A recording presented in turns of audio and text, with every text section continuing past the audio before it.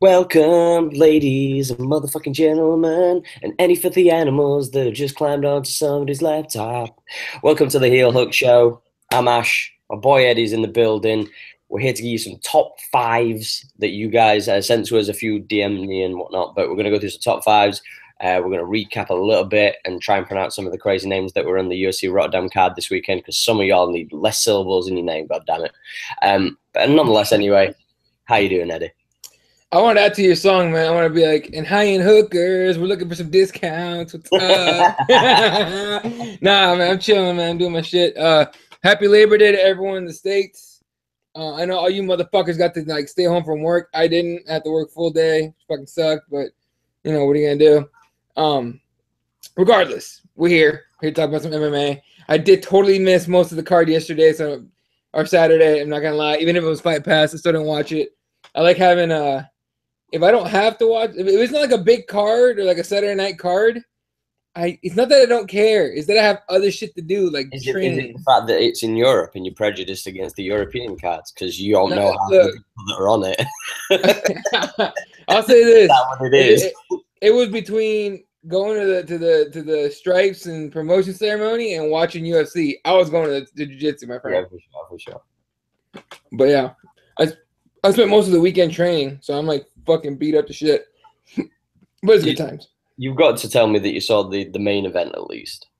I did actually, but it started off like I was sort of excited about Struve. I was like, oh shit, how's he gonna come back?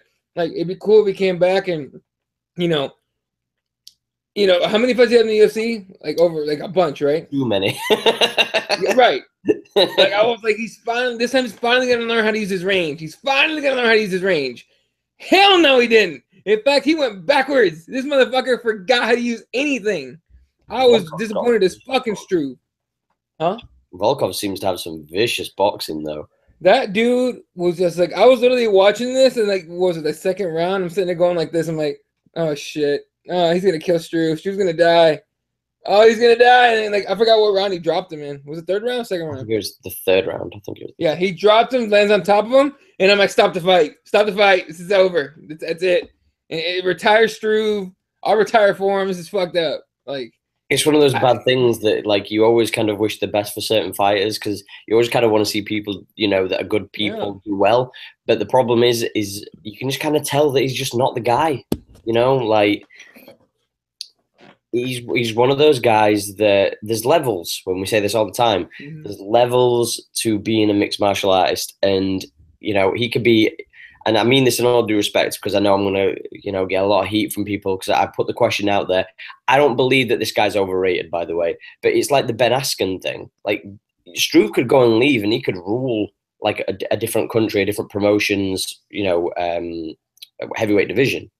Mm-hmm. The problem is though, is right now we can see that Struve is not good enough to go against people of a higher tier.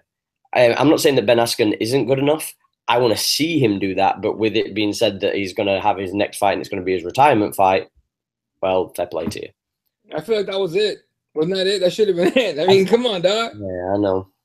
Anyway, but I mean, he's had like 19 fights in the UFC. I just tried to count his little SureDocs. Let's look at the names that he beat and the names that he lost to. You tell me which ones you recognize, all right? Just cause we need to do this shit. JDS lost to JDS in his UFC debut. Beats Dennis Stojnik, Chase Gormley, and Paul Buentello, who loses to Roy Nelson. Yeah, loses to Roy Nelson in 2010 at Kenny Florian versus Gomi. That's how long ago this was. Okay, loses to Roy Nelson. I want to say it was a knockout. No, it's TKO. Oh, same shit. Then beats Christian Moorcraft and Sean McCorkey. Okay. Loses to Travis Brown at UFC 130 by one hitter quitter. If you remember that fucking punch that Brown hit him with. All right, then submits Pat Barry, which by the way anyone can do. Beats Dave Herman by TKO. Submits LeVar Johnson, which is hilarious. The one legit win, but this was like back in 2012, was that TKO win over Stipe. I get that one. That was good. I thought legit. I thought that was a day where I was like, all right, he's gonna hit the stride, and boom, we're going right to the title. And then he lost 2 in a row to Mark Hunt by TKO and Alistair Overeem by knockout. Which the Overeem one, Okay, horse steroids. What are you gonna do? But, I was gonna say you're fighting against a monster in over. Yeah, that guy wasn't even human then. Then he loses. He beats I think Big Nog by decision, and then loses to Jared Roshaw at UFC 193. How? Beyond me. Then he beats Bigfoot, beats Daniel Omalenchuk, and then he just got knocked out or TKO by Alexander Volkov. Most of those names that he beat, you don't even recognize. And beating Bigfoot is no achievement. I think you could beat up Bigfoot at this point in his career. No offense. I feel like I could just run like under through his legs. He'd knock himself out somehow. Like headbutt his knee. Yeah, he'd headbutt his own knee. Like, by the way, and I know for whoever's watching, they had an MMA event today. I want to say it was Russia, right? And do you see Diego Brandao? Oh, no, I haven't seen the event. No. Okay, Diego's getting his ass whooped, but he's also getting kind of stalled, and he's getting frustrated. And at some point, he's basically getting held down and wrestle fucked. At some point, he just pops up. And he's trying to open the door to the cage to bail. He's like, fuck this shit, I'm done. He was pissed. He threw a temper tantrum, hopped over the cage, and left. Like, bruh. That might be my favorite. That might be my most favorort moment ever in MMA history. I was about to edit my list. I had my list and shit. I was like, Diego Brandao, number 1. This motherfucker. Like, fuck your wrestling fucking. Dude, fuck your wrestling fucking. Yeah. Before we get back to talking about this main event, it's like, I mean, how do you? The level I mean, like the level it was. It's incredible level of frustration and pettiness. Honestly, that's like taking your ball and going home. Like somebody needs to do an edit of like him jumping over the cage and then being interviewed backstage, and it should have the "Let Me Bang, Bro" guy's face where he's crying as he talks. That's funny, bro. You just wanted to bang, bro. That'd be fucking great. No, but it's just sad, man. Fucking Diego used to be a bad motherfucker, and then USADA came in, and that was it. It's happened to a lot of guys, man. It happens to a lot of guys. There's, you know what? I'd like to do a list one day. We could do like top 10 most influenced by USADA. Yeah, exactly. Yeah, that'd be the shit. That'd be a good idea, actually. Like I'd have to do some research because I have a lot of guys to sort through to figure out who I want to pick. And ironically, most of them are from South America, but we digress. Yeah, what are you gonna do, man? You know, USADA,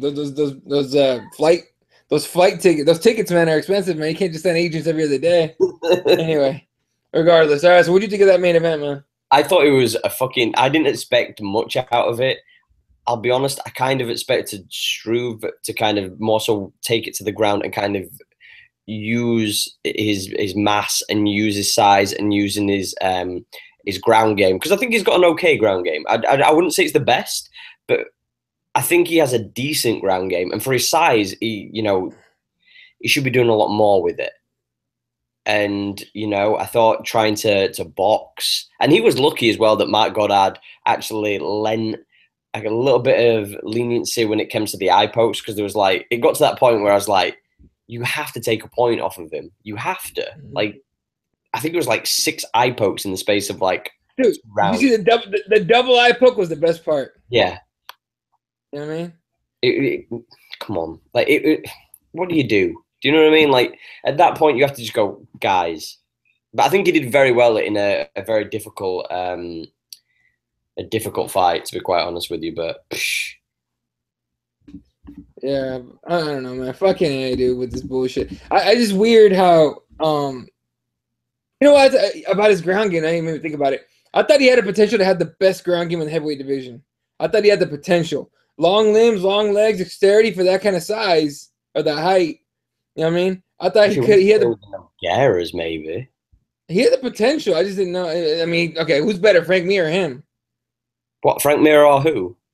Or Struve, as far as ground game goes. Frank Mir all day, every day. Okay, but how much though? By a lot or by a little bit? I'd say quite vastly, if I'm completely honest. But okay. Right, hear me out. Because for me, I know Frank Mir's a big guy. They're all heavyweight, so fuck you when I say he's not a big guy. But Frank Mir, to me, isn't that big of a guy when it comes to heavyweights. Do you know what I'm saying? Like, I personally think that with the right training, he could get down quite a bit. I think he's a very small heavyweight, and the people who we were going against were vastly bigger than him, and he was still managing to fuck him up on the ground. So, and you know, I think he's a smart ground game and jiu-jitsu player as well. Like that moment where he was getting his fucking head pounded in by Brock Lesnar in the first fight, and then he still managed to catch the W with the heel hook. Like, come on. Yeah.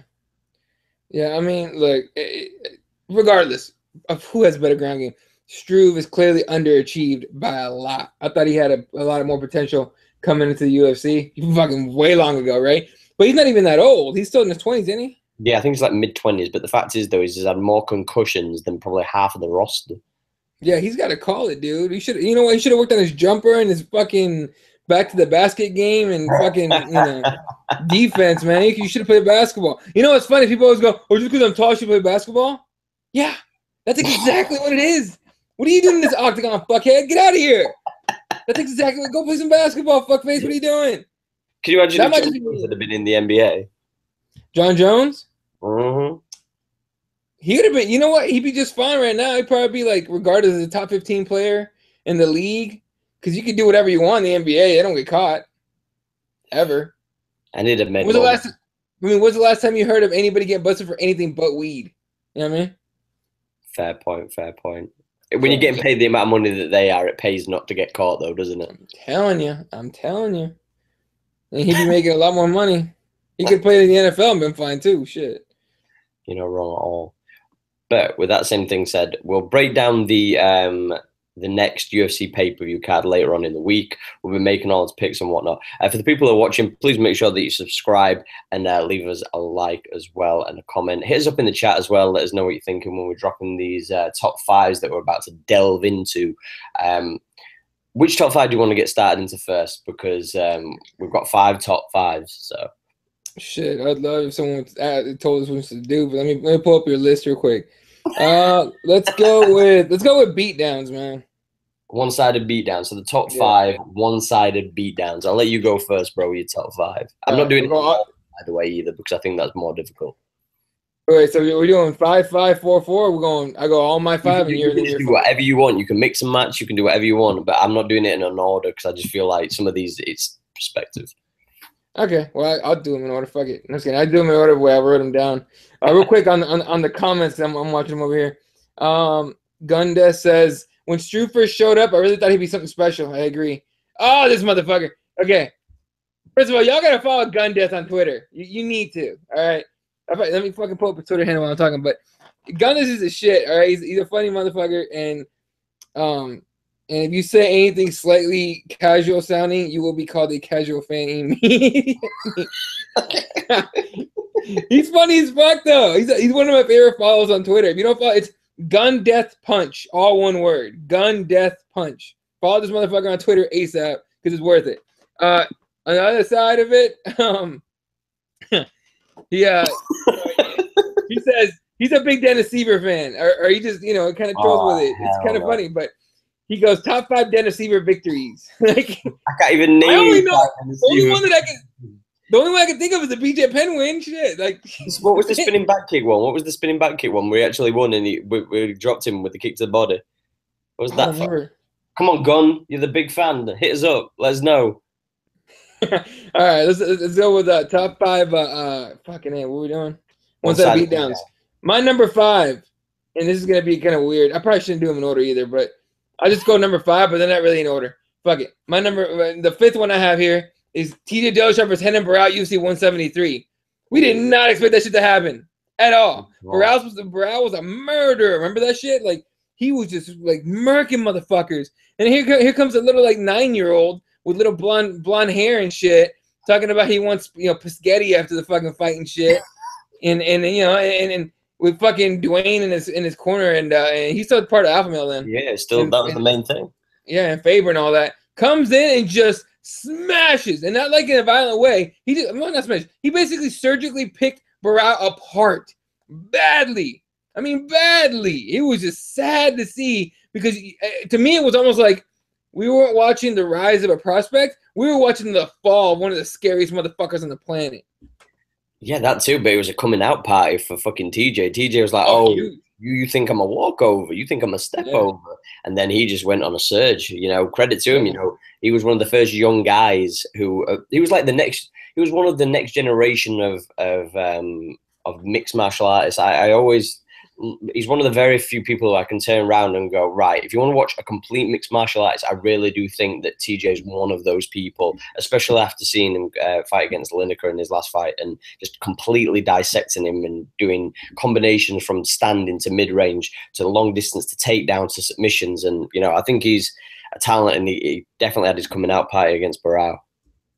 Yeah, it was very – the funny thing is before that, we were supposed to get because Cruz was out hurt. And that's why Barao was champion. We were supposed to get that fight. I mean, I can only imagine what Cruz would have done to his ass. It'd have been funny as shit. All right. Next one, number 4, and it's going to be – for some reason, I was talking to somebody about this list before we went on live, and they were telling me, like, oh, how's that one-sided? And I'm like, bruh, did you see the fight? And I'm talking about Ronda Rousey getting her ass knocked the fuck out by Holly Holm. All right? And to me, it's a tie between Holm and Nunes because it was very similar the way it went down, okay? You could almost say that Nunes was a more one-sided beatdown. Yeah, I think the more, I think the thing is with the Nunes one is Nunes just kind of got to beat up kind of a broken-souled like Ronda Rousey, whereas Ronda Rousey was confident. She was the best she'd ever been. She was ready for everything, and she was this beast and this behemoth, this freight train that was going against everybody. And then she met Holly Holmes, who was like, "Come run at me, watch me duck under this, and make you see like the Holy Ghost fly past you." Like, yeah, I'd be like, "Oh, you think you're a striker? All right, cool. Come on in, come on." And then, like, honestly, every time I hear people talk about this fight, the one sequence that reminds that I love, probably one of my favorite sequences of all time in MMA of all time, was Holm literally grabbing Rousey's hips, turning her just the right way, and then cracking her with a head kick and dropping her ass. I was like, woo, what the fuck? I mean, fucking A, who told Ronda Rousey? I know who told Ronda Rousey, Coach Edmond, that asshole. But I was like, who told Ronda Rousey to rush this bitch? Like, what are you doing? That's dumb as shit. So that's my number 4. At UFC 193, and then at UFC 207, the Nunes one? Yeah. Was it 207? Whatever it was, I don't remember. But, all right, my third one, number 3 for me, BJ Penn versus Diego Sanchez at UFC 107. I've got the same one as well, by the way. 20, I think 7? 27. 27 stuff takedowns. BJ Penn was like, nah, Junior, get back up. Nah, Junior, get back up. Oh, by the way, crack.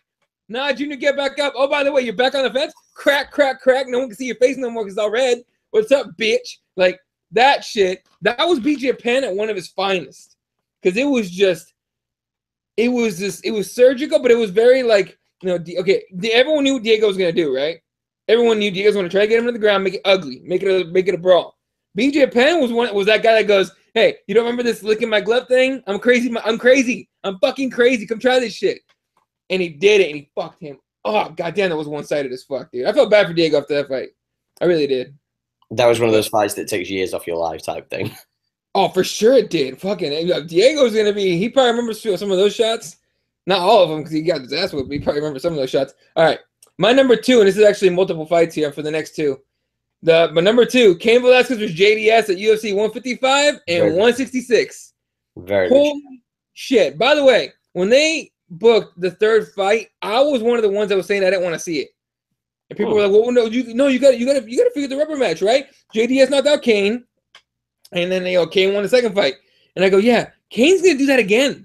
Like, if you think for a split second that JDS is gonna get that lucky again, it's not happening, dude. That was luck. The first one, in my opinion, was luck as fuck. All right, it was lucky. It was luck. I think it's one of those things that those moments happen. You know what I mean? It's one. I don't think it's lucky because I think if they fought 10 times, I think you'd see, at least maybe 1 or 2 more knockouts. When they were both in the prime, I think you'd have seen 1 or 2 more knockouts on JDS's side if they'd have fought 10 times in a row. Yeah, I mean, maybe, but I don't see it that way at all. But maybe probably because I'm a Cain fan. I'm not gonna lie. Yeah. But regardless, dude, it was just bad to see. And I remember telling people I don't want to see a third fight.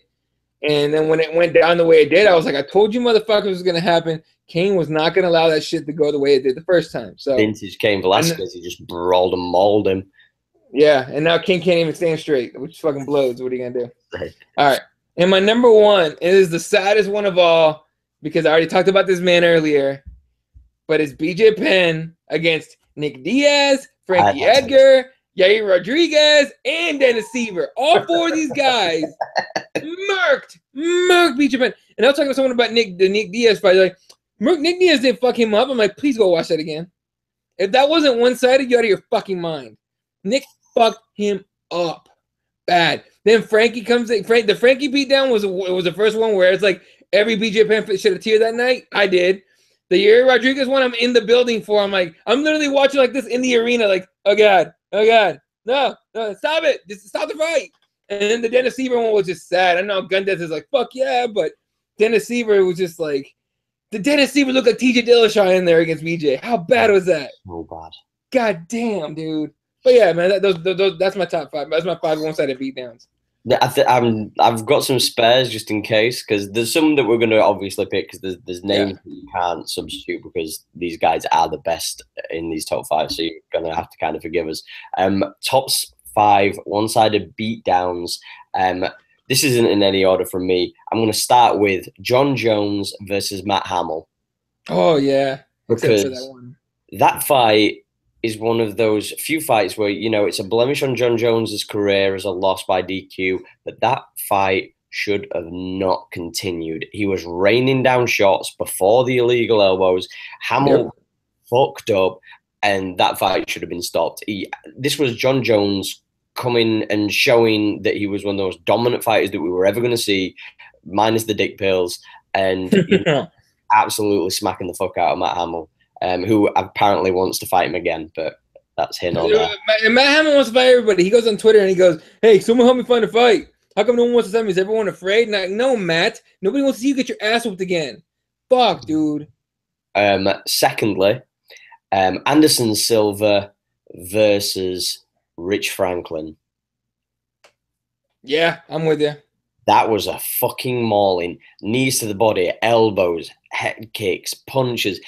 Rich Franklin was the guy who was dominating that middleweight division, and, you know, Anderson Silva looked like he was going to be another guy that was just going to get ran through. Anderson Silva, prior to coming to the UFC, had an up-and-down career, a mixture of different camps, and he never looked like he was going to get settled. I know he had his coming-out party against Chris Lieben, but in fairness, when you put a technical striker against a brawler, usually the technical striker always wins. So, you know, Silva just gets the nod on that one. I've got a second Silva fight as well. Silva versus Forrest. Because dude, that was painful to watch. As a Forrest fan as well as was a Silva fan, that was so painful to watch against Forrest. Real quick, a lot of it for the to me the Franklin and the Forrest fight were almost similar, right? At the amount of ass whooping that Anderson Silva laid on both guys. The one that the Rich Franklin one made me sad because like that was Ace Ventura out there, man. That's Pet Detective doing this fucking thing, and fucking Anderson Silva came in and made him look silly. He made those two guys look silly. No one ever thought, dude, come on. Did you ever watch the episode? I forget the name of the gentleman that was on the Joe Rogan show. He was a Thai kickboxer, and he was on Joe Rogan's show, and he was apparently a part of Franklin's second camp. And he said that he was brought over to, you know, imitate Anderson Silva and this, that, and the other. And they wanted him to do traditional, like, Thai stuff. Mm-hmm. And he was like, but he's not doing traditional Thai. I can show you what he's doing, though. I can help you with it all. I know what he's doing. Let me show you, though. And Rich Franklin's camp said, no, we want you to do exactly traditional and nothing else. Like, that's what. Yeah. Franklin's group was like, we want to totally be surprised on fight night. We don't want to know anything that's gonna happen. We don't want to be ready for this shit. We want to be fucking morons and get the guy fucked up. What do you want? The fourth in my top 5 one-side beatdowns is Johanna Violence against Carla Esparza, because that was just a bully beatdown up against the cage, smashing her to pieces, kicks to the face. It was just horrendous to watch. Johanna really is one of those fighters that when you look at the certain lopsided fights that she's had, she really does dominate when she sets into a certain pace, and it's very hard for the girls that she's fighting against to actually compete against, in my opinion. That fight, I thought because people were like, "Oh, there's no way," you know, that Carla's gonna lose. Like, I could totally see Carla winning this fight if she's able to take her down. Here's the thing, because I did a little research before the fight. I was like, this girl is hard. This for sure. This girl knows how to sprawl and brawl. For sure, she knows how to stop a takedown, right? Like, it just depends how many she can stop. And then you saw the size difference before the fight started, and I'm like, oh my god, this might be bad. Carla's like little mini, tiny little cookie monster, and next to her, fucking Johanna was like stepping Struve, man, fucked her up. Those head kicks were horrendous as well. It was just one of those moments where you just kind of wanted it all to stop for her. By the way, that was when I thought Carlos Party should have retired. I was like, either hit up Jason Perlow and find some hands, or call it a night, chick, because that wrestling's not gonna just a wrestler. Those days of being one-dimensional in the fight game, especially in MMA, are over. You can't. It might have worked against Rose. It wasn't gonna work against this chick.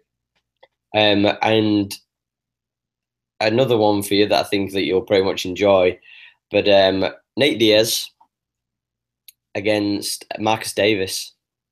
Oh god, that was just like dude, I was sitting on my couch going like laughing the whole time. I'm like, you picked the wrong motherfucker. Like, picking him apart with shots, obviously got the submission so tight that he could flip him off.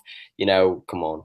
Dude, he had him like that. He just like double middle fingers and like flexing his shit and double middle fingers again. And the ref's like telling him to stop. He's like, fuck you too. And he like kept going. It was so good. That's one of my favorite Nate finishes. It really is. That was one of those moments where he was knocking 10 bells out of him and he just had nothing to give back to Nate. Nate was just too long, too good with the hands. And obviously we know this game. You know, the Michael Johnson fight reminded me of that beatdown. When I watched the Michael Johnson fight, I was like, "Ooh, he's gonna finish the same way." He didn't finish it, obviously, with decision, but he picked him apart, and it was sad to see like a guy like Marcus Davis go down like that.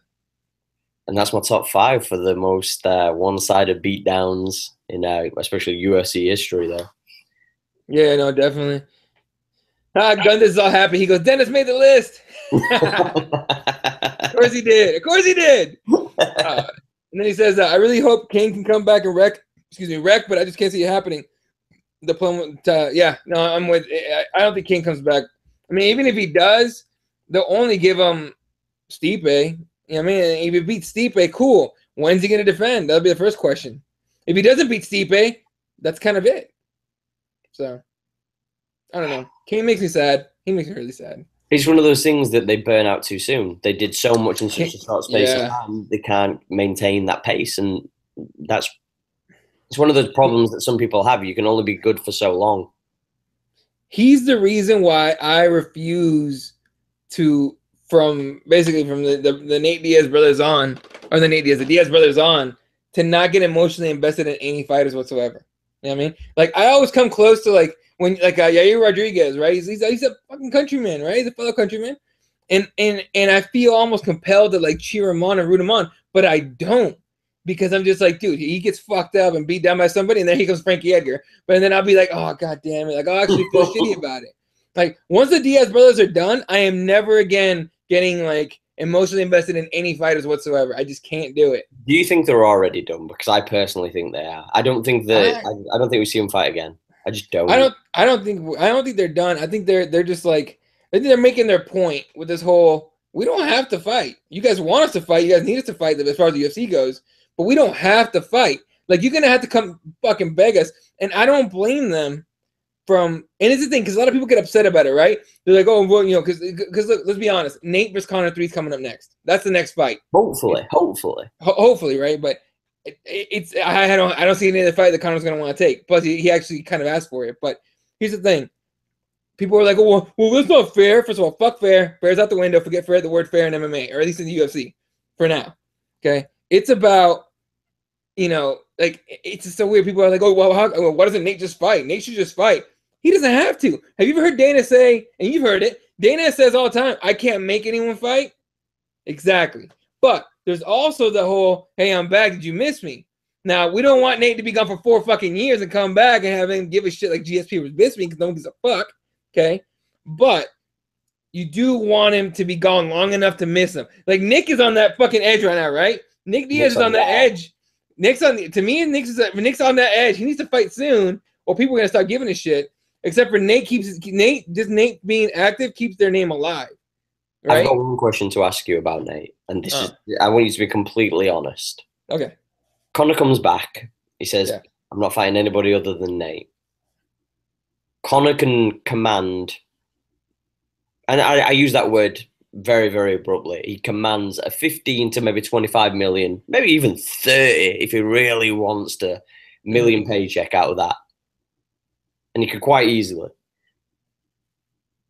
How much do you think max that Nate could actually bargain to get, considering how much Conor's going to ask for or take?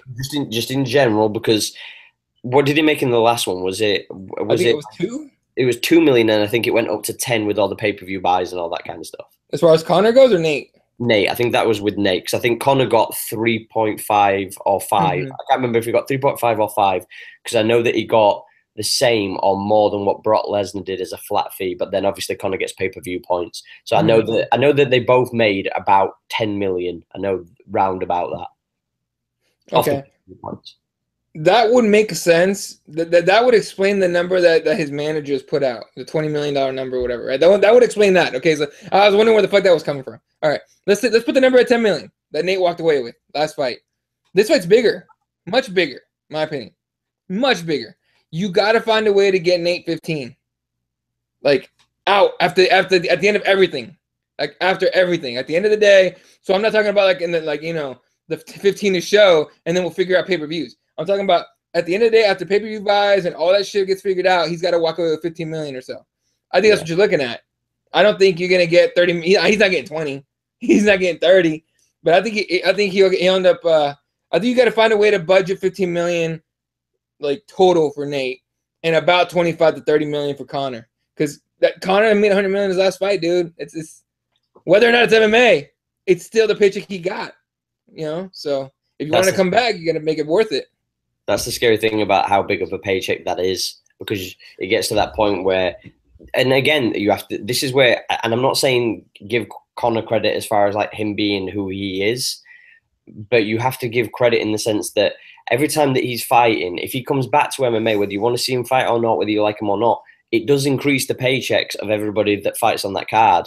And the more people start building up these paychecks, that's what you want. You want everybody to earn more, because we've seen it in so many other sports, whether it be basketball, whether it be football, whether it be soccer, whatever you want to call it.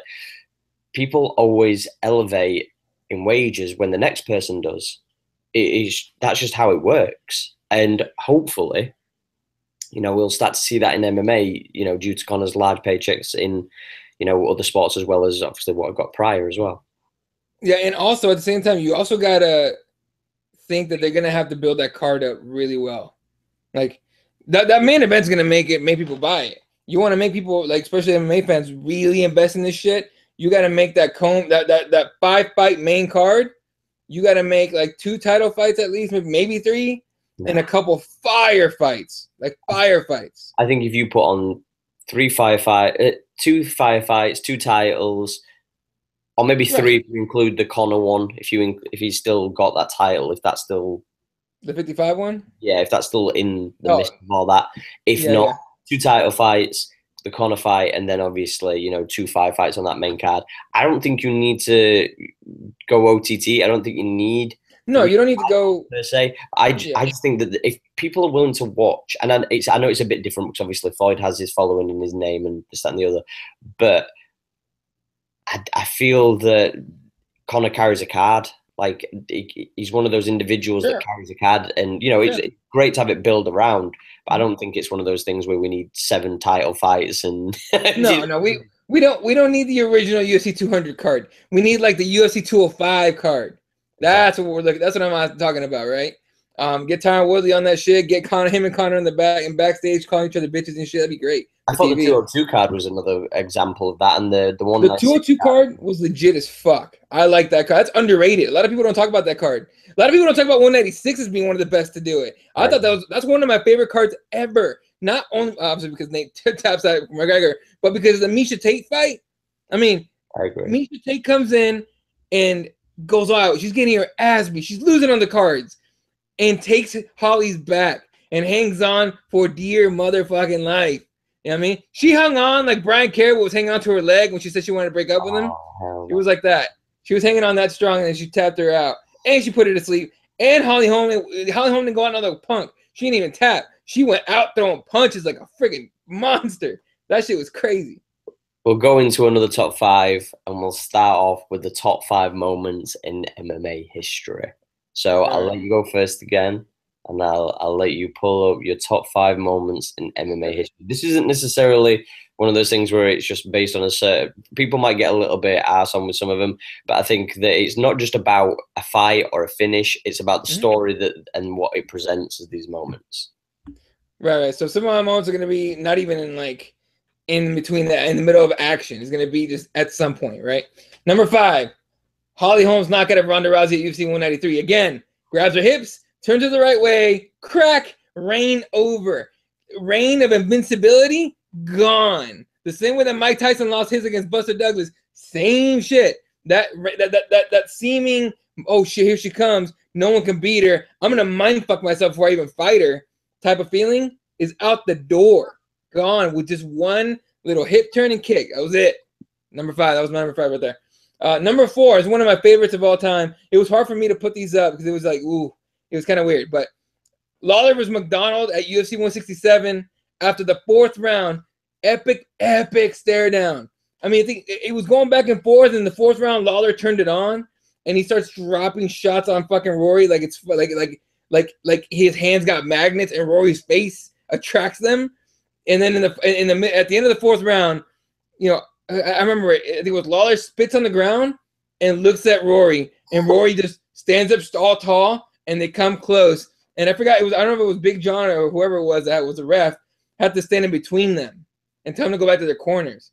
That was just an epic. Hell, I have it, I think, behind me. You see it? You see it behind me? Right. That's that moment right there. It's one of my favorite moments of all time. Stare down after the 4th round. Bloody stare down after a fucking war. By the way, shout out to MMA History Today. I'll find the MMA History Today. They make all these posters that I have. They're the shit. I buy all of them. I don't give a fuck. I got like 2 that I haven't even fucking put up yet. I gotta put up. But anyway, that's number 4. Number 3, and this is because I couldn't stop fucking laughing. And Joe Rogan made me laugh even harder when he started laughing and hitting on the fucking table. Nick Diaz lays down in front of Anderson Silva at UFC 183. When Diaz dropped and did this whole thing, I was like, ah! Like, I was losing my mind. I was laughing. And then Rogan started laughing and fucking hitting the table just like I was. And I started laughing even harder.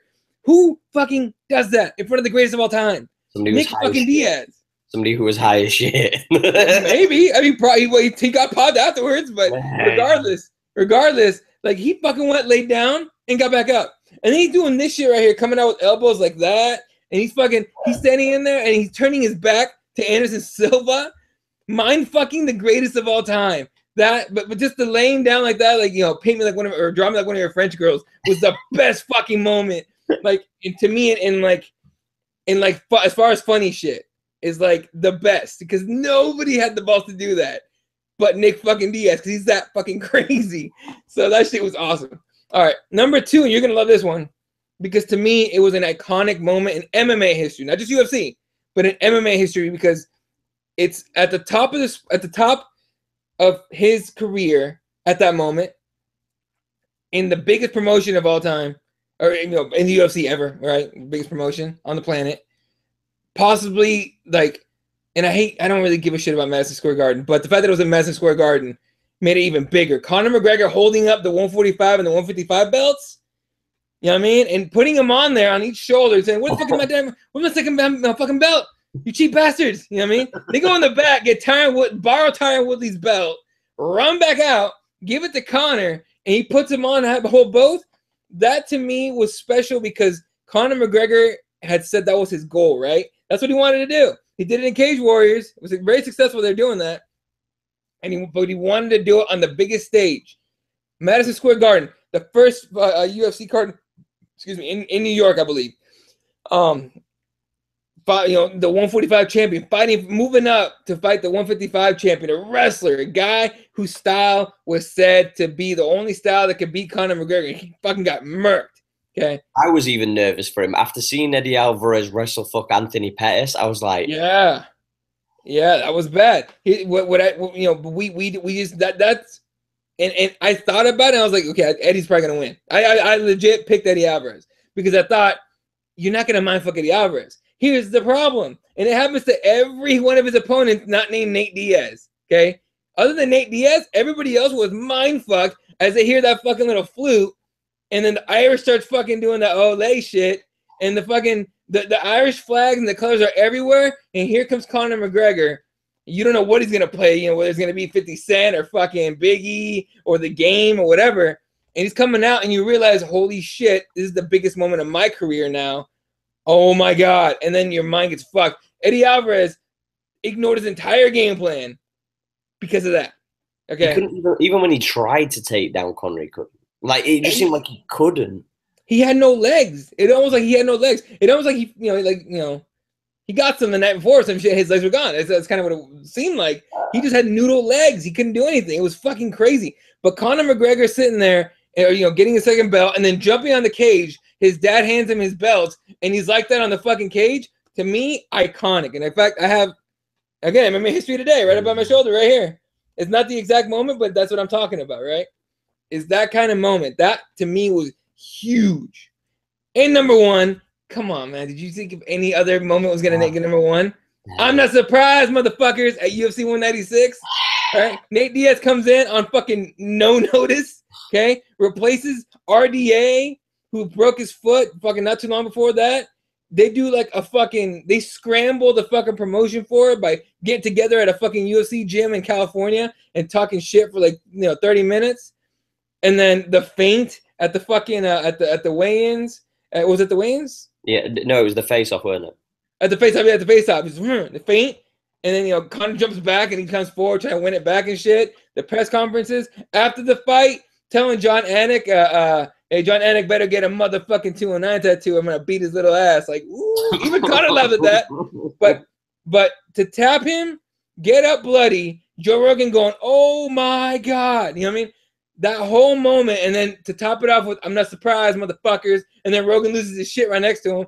That, to me, was iconic to the career of Nate Diaz, but also the career of guys who aren't necessarily liked. A lot of people dislike the Diaz brothers, and he came in, took on the golden goose of the UFC, and not only beat him, but finished him. And by the way, the rear naked choke, and oh, your head's not in the right way? Hang on, crack, not in the right way. Let me hug you to death. So sweetly. Done. It was fucking beautiful. That's my number one moment in UFC in MMA history. Right. See, mine spans over time, so you're gonna have to forgive me. My number 5. Just because of how much of an iconic moment this is, and it's so important to the sport, the tough finale. Because look at that fight, and when it came to it, they were going back and forth, and it was one of those ones where you wished, in a sense, it was 5 rounds, and they were knocking lumps out of each other. It saved the UFC. They're both absolutely battered and bludgeoned by the end of it. They're both kind of looking there, and one of the cool moments that I like about it is the fact that when they announce it, you see Forrest Griffin celebrate, you see Bonner collapse because it was so close in a way. And then to find out when they both get contracts, it was one of those redeeming moments where you actually thought, like, sometimes there is no loser. Mm-hmm. There isn't. And these guys put it all on the line in a way they both deserve to be rewarded for it. And, in hindsight, we look back and we see that these guys did something iconic where, like Dana White says, it was the most important fight in UFC history. So that's my number 5 in the top 5. And you're fucking right. In that fight, you remember, at times they're throwing strikes, like they're throwing punches without even looking. They're literally, it's like they're going like this, and then Forrest Griffin's head swings then down, and that right hand is coming. Like, I hope this lands. Like, it was so crazy. It was one of those wild fights. It's like you took 2 guys, put them in a cage, and went, fucking just go for it, guys. We're gonna give you a lot of money if one of you walks out the window. It was like, fuck it, let's do it, let's go. Yeah. So that was one of those fights where everyone started calling their buddy, like, dude, are you watching shit? I got that phone call. I got that phone call from one of my friends. I wasn't watching that night. I got the phone call from one of my friends, like, dude, are you nearby? I'm like, we live down the street from each other. And I'm like, yeah, what's up? He's like, hurry the fuck up, sprint over here. I don't know who these two white guys are, but they're beating the fuck out of each other on TV in a cage. And I'm like, be right there. I'm literally like 6 houses down. I run to his house, we jump in, and they're beating the fuck out of each other. It was so fucking nuts. I was like, holy shit, what is this shit? Like, I knew what the UFC was, and I had already been watching, but that fight was insanity. Like, I was like, what the fuck? It was so crazy. So it's honestly still one of my favorite fights to watch. And when I go back on like a Fight Pass, I'll watch that once in a while, dude, because it's so nuts. I think it's one of those crazy fights that that was one of those fights that you wanted to see again and again and again. Like, it's one of those ones where I wish we'd have seen rematch after rematch after rematch, because I just think we'd have seen craziness every time. Another old school throwback. Scott Smith KOing Peter Sell after that body shot. If you don't remember this, Scott Smith gets hit with the body shot by Pete Sell, and he's absolutely dying, and he's holding his stomach, and it looks like he's about, like, he's in fuck. Yeah. He's leaning over, and Pete just go, and you see the moment where the light bulb pings. He's like, I'm gonna get this motherfucker, and he runs up to try and fucking leather him, and Scott Smith just literally, with everything that was left in his body, and you can see it. You can see the grimace in his face, and you can see that moment of, I'm fucked. I've got to do something. And he throws this bomb, and he lands it, and he fucking knocks him out, and they both fall to the floor, and he just hits him with this limp hammer fist, and the ref stops it. The thing that I love most about it as well is the courage, the testicular fortitude of it all, and additional to that, the fact that Pete Sell, who got knocked out, was up and standing and walking around after the fight before Scott Smith could even stand. Yeah, he couldn't walk. He couldn't get up. Yeah. He was fucked, and he won the fight. I remember I was accidentally watching that one, dude. I wasn't even like on purpose. Like, I was like, oh, flip around. Oh, it's a UFC on tonight. Cool. And I'm watching this shit. And yeah, fucking, was it a liver shot? Did he drop? Yeah, he hit him stern to the body, and he just fucking grimaced over. Yeah. Like, you've been hitting the liver, right? It's not fun. Oh, dude. Okay, so I've been hitting the liver pretty nasty with a fucking kick, mind you. Okay, and your body crumples up. Like, imagine you take a big piece of paper, and you hit it right in the middle, and it collapses. That's what your body does, except in a much more painful and violent way. It's crunch. Like, so his body, he starts dropping, and he starts like almost backing up a tiny bit, holding his side, like, oh shit. Sell comes in way too wild. Like, he was like a fucking hungry ass hyena coming for some shit. And fucking Sell just hits him one time, drops him. Yeah, he drops on top of him. And he kind of sort of does this to time, like, he's like a floppy hammer fist. Yeah, he's like, and the ref stops the fight, and he's on the ground going, I win. And the other guy's just like, fuck. But it was just such a crazy, like, it's one of those fights. It's probably, to me, it might be the best example of this is why we watch MMA. Yeah. You know what I mean? Everyone says it's almost cliche at this point to say that, but that's why we watch MMA. To see shit like that, to see someone fucking losing everything on the cards are fucked. She's getting, Miesha Tate's getting her ass beat down and picked apart by Holly Holm, and all of a sudden she fucks up, gets taken down, gets her back, and finishes it that way. That's the kind of shit you want. That's what Nate Diaz getting bombed on the first round, second round. Conor gets a little gassy, he gassed out a little bit, and then Nate crack takes his bag, chokes him out in the same fucking card as Tate. And then, of course, Scott Smith landing the fucking shot from just the one-hitter quitter. The one-hitter quitter, but it was like God said, yeah, won't let this happen. Cracks him, and then Sell just drops. And Sell's look of disbelief after the fight was incredible to me. He was so pissed. Well, he was pissed, but he was walking around going, I'm fine. I'm still walking around. This guy's fucking dead. I was this close to winning. You know what I mean? So, and honestly, to me, that's one of those examples that you tell a fighter, you talk to a fighter about as far as being patient. You know what I mean? Because, everyone loves, oh, shit, he's hurt. Fucking jumps on him, starts beating the shit out of him. That's one of the reasons you don't do that. Because you never exactly know how hurt or if they even have the ability to do some shit like the Scott Smith hitter quitter. My third in the top 5 moments in MMA history. John Jones talking backstage after the altercation with DC. Let's go. God damn, that was fucking killing him and talking all kinds of craziness, and we got a glimpse into the dark side of John Jones. Yeah, to me that was a glimpse into the dark side, but also the glimpse into how fake he really was. as far as like how he acted, because he was all like, oh, I'm super Christian and everything. He's like, hey, pussy, you there? You know, this stuff. Yeah, he's the one that's saying that, right? Yep. And like he was saying stuff like, I would literally kill you if you spit on my face. Like, you know, because DC's like, I wish I was there because I spit in your fucking face. And John Jones like, I would literally kill you. I would literally kill you. That's fucking great. The one after the next one though, where it's the promo for UFC 200, where he goes, him and Joe Rogan, or Joe Rogan's in the middle. I think of Joe Rogan. Yeah, and they're talking, and Daniel Cormier looks at him. He goes, "I'm literally willing to die to beat you." And John Jones, that cold-blooded motherfucker, goes, "Okay, be prepared to do that." And I was like, "What the fuck?" He just said that shit. Like, I was so pumped for that fight already. But when he said be prepared to do that, I was like, oh shit. Oh shit. Like John Jones is going to kill y'all. Like, I'm literally going, like, someone showed Joe's face. There's no way Rogan took that just like calmly either. He was probably like, what? Like, some crazy shit. Imagine being Joe Rogan between them and like, fuck, I might have to split this up. Oh, fuck that. He'll just walk away. He's like, no, fuck that. No, not doing this today. Oh, fuck that noise. On the second on my list, and I just think this is an important moment. Ronda Rousey's debut against Liz Carmouche, UFC, fighting / defending for the title, the women's bantamweight. A pinnacle moment, obviously, for women's MMA. We regardless of how you feel about her, it made a start. It made women's MMA get put on the map. We've seen a lot of women get the money they deserve. Maybe some don't, but a lot more women are getting the money they deserve.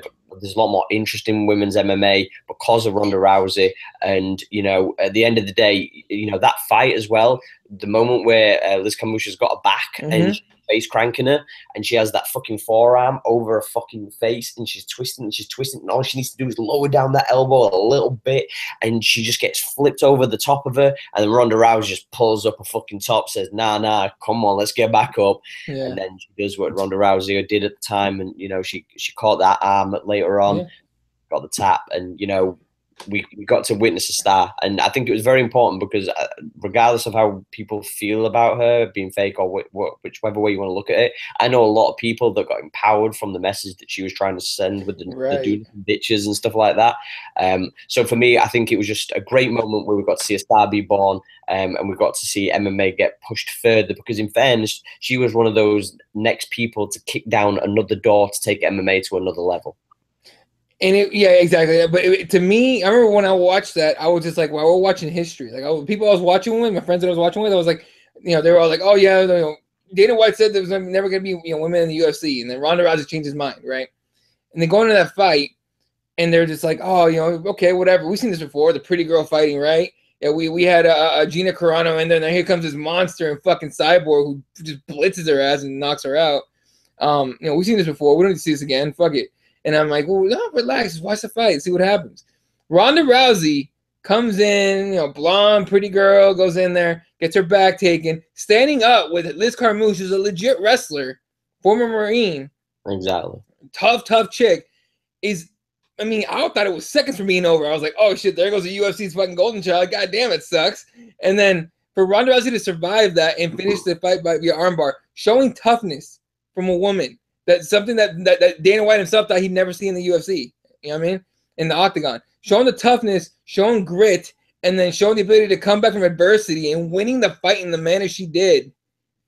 It was just, to me, it was a very important moment in MMA history, specifically in women's MMA, but in MMA history alone. You'd never thought you'd see women in the UFC. Here comes a woman. You're not expecting much out of this fight. And then Liz Carmouche and Ronda Rousey put together the perfect, I don't know how to put it, like the perfect, almost like a ballad, like old school 80s fucking metal ballads, right? Yeah. Beautiful fucking, you know, heavy hitting drums, the guitar solo's there, it's mellow, and at some point it punches you right in the fucking chin and it goes hard on you, know what I mean? And it's just, it was such a crazy moment. And then when Ronda Rousey gets up and gets her belt and finally earns it, you know what I mean? Everyone's like, oh, they gave her the belt, they gave it to her, whatever. But earns it, because that was a hard fucking fight, especially the way it went down. So that to me was an important moment in MMA history. And it showed that a woman can put on a performance that will leave everybody, men and women alike, jaws on the floor going, what the fuck was that? You know what I mean? And of course, just like I said, she's very, you know, regardless of what you think of Ronda Rousey, especially now, but, you know, regardless of what you ever thought about Ronda Rousey, she's empowered so many people still to this day are still empowered by her do nothing, you know, don't be a do nothing bitch. There's a chick at my gym who wears her DMB shirt, all right? And she's gotten such a crazy shape. Like, she's in good shape now. She came in way out. And it's been like a year and a half or so. She's like fucking slimmed down big time.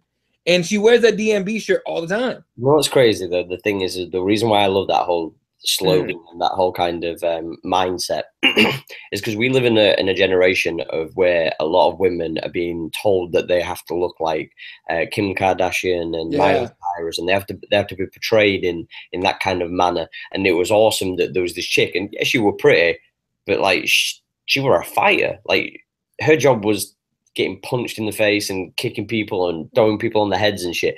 Her job was to be a badass. Like, that's her job. And, you know, everybody gets beaten and, you know, barely anybody ever goes defeated. You know what I mean?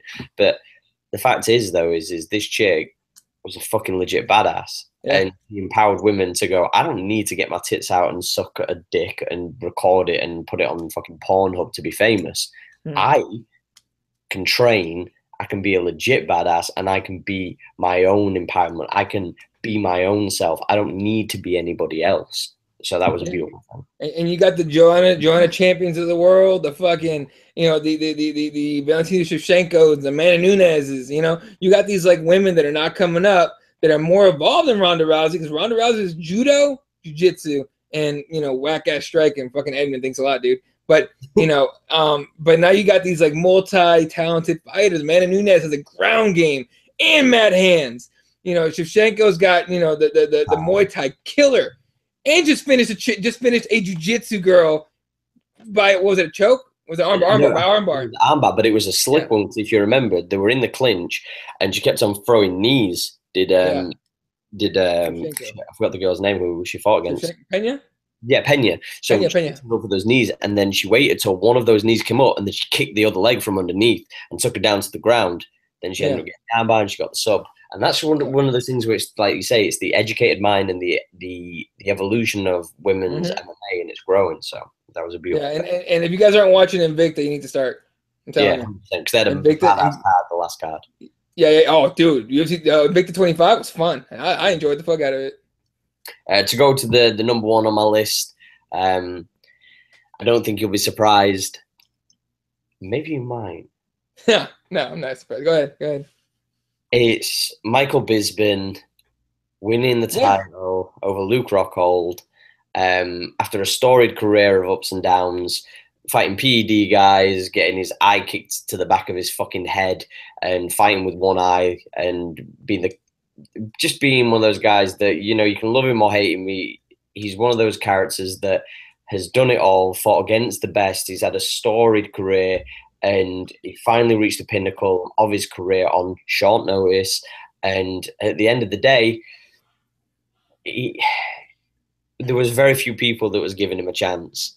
And my first article that I ever wrote for a publication was about the prior to the fight. It was a preview leading up to it, and you know, I was talking about all the history of UK MMA, and you know, especially with it coming through to the UFC, and you know, we've always been that one step just too short, and maybe if certain guys had had opportunities and certain guys had been a bit more serious, and you know, there'd always been this if buts, and there'd been all these different nations that had won a title, and it was strange that the UK had never had that in the UFC, and to finally achieve that, it was just a crazy moment to kind of see him go against somebody like Luke Rockhold, who was on a tear at the time.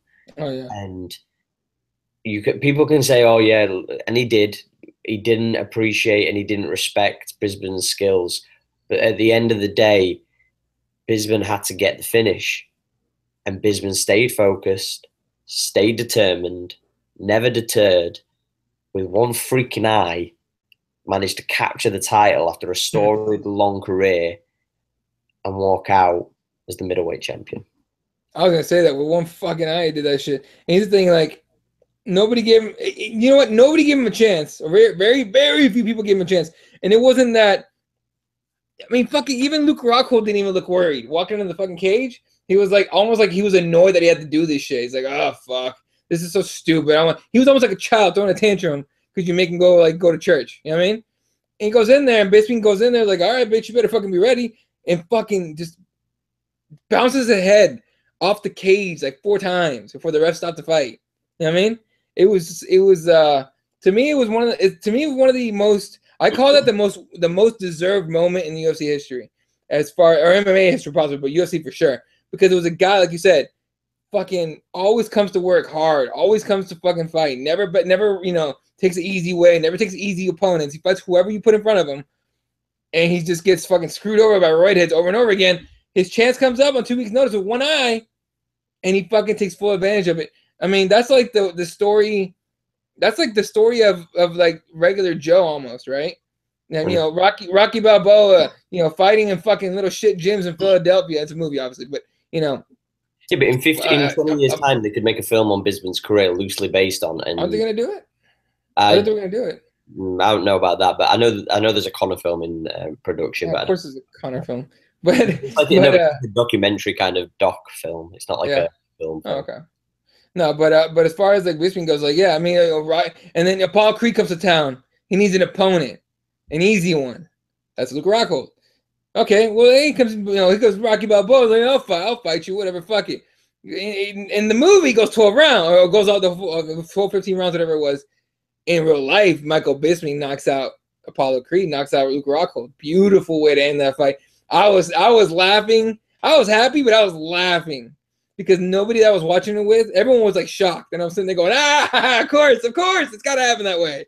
I love it. The MMA gods, man. It's how they work. It's how they roll. Nobody writes shit the way that the MMA gods do. You know what I mean? 100%. You can't write, dude. WWE can go suck a dick. You can't write a storyline like this. You just can't. The way that the universe writes it, it's beautiful. I'm gonna roll with the top 5 smack talkers, trash talkers, shit talkers, whatever you want to call it, because I think we're gonna have very similar here. So sure. I'm not gonna do it in any order, but I'm gonna throw my curveball out there first. Okay. I'm gonna throw out Josh Koscheck. The reason why, because this guy, if anybody could agitate you more and talk so much shit, regardless of him getting his ass kicked in numerous fights, he's the one guy who can talk so much shit and he gets beat and he still keeps on talking shit. He's one of the only guys who's, as far as I know, I think he's the only guy as far as the UFC, he's one of the only guys who's ever talked that much shit that another man tried to kill him before the fight and got sacked and kicked out of the UFC in Paul Daly. So I'm throwing in Koscheck as like in my top 5 of trash talkers, just purely based on the fact that that guy just talked so much shit when he was talking shit to GSP, when he were in the house of Tough, when he were ripping into Chris Lieben and whatnot. Koscheck is top cock. When he was fucking with Diego Sanchez's drunk ass, remember? Ken Flo's trying to calm Diego down, and Koscheck is coming in talking more shit, trying to freak him out more. I was like, what a douchebag. But yeah, I mean, I can see it. He's dead. Well, he's just there because he just talks mad shit. Do you know what I mean? Yeah. In there also, Michael Bisping. Of course. He can talk trash to your presenters. He can talk trash to his opponents. He can just do it on commentary. He can do it at any given point. So I think Michael Bisping's a given with the amount of shit that he's talked over the years, and it's got him into trouble sometimes, like Henderson, UFC 100, especially. I think that's the most iconic moment where, trash talking sometimes, just don't do it because that can happen with the flying forearm. Yeah. In there, Tito Ortiz, got to throw in Tito. He was one of the kind of premier guys in the UFC who was talking a lot of shit. He used to wear the T-shirts before and after fights. He used to talk trash to Dana White as well. He would even taunt you when he just beaten you doing the graveyard fucking taunt afterwards, like the victory celebration. And it was all part of the facade of everything. Favorite Tito Ortiz moment of all time for me, and nobody ever fucking guesses it, but the press conference when Ken Shamrock goes, "I'm gonna beat you into the living death," and a split second goes, and Tito bursts out laughing. He's like, ah! And then like kicks a chair, and Dana fucking like a cat catches it midair. Favorite Tito Ortiz moment of all time. The fact that he burst out laughing like that was like, it's fucking Tito. But yeah, he was winding Ken Shamrock up during the tough 3, I want to say it was. Yeah, when he turned around and like he feinted to go towards him, and then fucking Shamrock ducked back, and then he went forward to him, and they all tried to split it up. It's like, oh, come on, Tito's just he's one of those guys. Like whether you love him or hate him, you know, it's one of those. That being said, he can't talk shit no more. That shit's over. Yeah, he's played that. When you're that he old, crushed a juice box. You crushed a juice box, Tito, on TV, bruh. The other two are the kind of givens. Conor McGregor, obviously, for the amount of copious amounts of lines that have probably sold millions for people who put them on T-shirts. You know, he gets into his opponent's heads, rah, rah, rah. Chael Sonnen is in my top 5 also, my last one on the top 5 of trash talkers, because this guy has talked his way into numerous title fights, talked himself into big paychecks, into being currently probably one of the top earners in Bellator. And, you know, what was the quote? I don't pull guard because I don't like a man between my legs, I think it was. Yeah. You know, come on. You know, Chael Sonnen, motherfuckers. Yeah, so your top 5 for the trash talkers. Real quick, just we got a couple YouTube comments. Gundeath says, can't stand Ronda, but she did put WMA on the map, even though Gina was a real pioneer, in my opinion.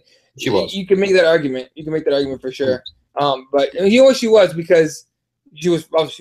I mean, she made it big first, and obviously she was smoking hot, so it fucking helped. But and she still is, by the way. Gina, hit me up. Yeah, exactly. But Ronda put it on the map the way, you know. And there's a difference actually. She made it mainstream. There you go. That's exactly what I was looking for. Made it mainstream. Okay, my top 5 smack talkers. Number 5, the notorious Conor McGregor. Who the fuck is that guy? Holy shit. I've never laughed harder. Never laughed harder at a Conor McGregor line than who the fuck is that guy? And I was just like, God damn, fucking Jeremy Stevens should have shut the fuck up. You talking at the wrong time, motherfucker. Like, he went out there like, yeah, when I hit him to stay down with a big fucking cheesy ass grin on his face, who the fuck is that guy? And I was like, like, oh my God. I'm not even like, I like Conor McGregor and I like him fighting. I love his trash talk, right? But I will never call myself like a Conor McGregor fan, like exclusively. But holy shit, did I come close that day? I was like, holy fuck, who the fuck is that guy? Really, man? One of my favorite things about that is seeing Carolina I can't even say her last name. Carolina sat next to him, and she just smiles and just tries not to laugh, and you can just tell that she's one of these sweet girls, and she can barely understand English, but she knew that was funny. She was like, holy shit, what? Like, it was the funniest shit ever. And Jeremy Stevens knew he got on. He shut the fuck up the rest of the night. He didn't say shit after that shit. That shit was over. All right. Number 4, Nick and Nate Diaz. Nick Diaz, when they talk, it's not because they're trying to be funny. They're not even trying. All right. Nate Diaz with a fuck you. How about that? Shuts all your shit down, bro. You can't say nothing. That's like, I mean, I guess. Fuck, what do I say to that shit? You know what I mean? Like, I'm not surprised, motherfuckers, all this stuff. Nick Diaz with when he talked to Ariel going, people like you get slapped. Like, ooh, I love that. With a smile on his face, but it was funny. What else did he say? You know, like, come on, bitch, go, bitch. Huh? The George stuff. The where you at, George? Stuff. Yeah. Where you at, George? Where you at, motherfucker? I don't think he's hurt. I think he's scared. Scared to fight everybody out here. Like, you know, that kind of shit, which is like, ooh. Like, when I heard Nate, like, I was always a Nick Diaz fan and a Nate Diaz fan, right? Especially from the tough six season with Nate, especially when he won it. But I was always a fan of Nick, especially with the Gomi fight in Pride. That was awesome. But when hearing, I obviously didn't put it on TV when Nick Diaz was doing this, but Joe Rogan's description of Nick Diaz walking in the cage with Robbie Lawler and going, Stockton, motherfucker, Stockton. I felt like such like, holy shit. That's like the neighborhood that I come from. That's exactly the kind of neighborhood I come from. I related so much to that shit, and that I became such a Nick Diaz fan, like heavy, like hardcore, like right there. I was like, ooh, shit, crazy. But you can't talk shit to those guys because they don't give a fuck. They literally don't give a shit. Like, you can't hurt their feelings. You're just gonna piss them off a little bit. They're gonna fight you. They're one of the very few people that, you know, like, they just go, okay, keep talking. I'm gonna slap you when I see you. Like, I'm gonna fight you sooner. Like, we'll see what's up soon, bitch. Like, that's basically it. So, all right. Number 3, Michael Bisping, one of my favorites of all time trash talkers, man. fucking, he'll say anything to get under your skin. You know what I mean? Robert Whittaker, as deadly and crazy as he is, maybe one of the nicest guys like on the planet.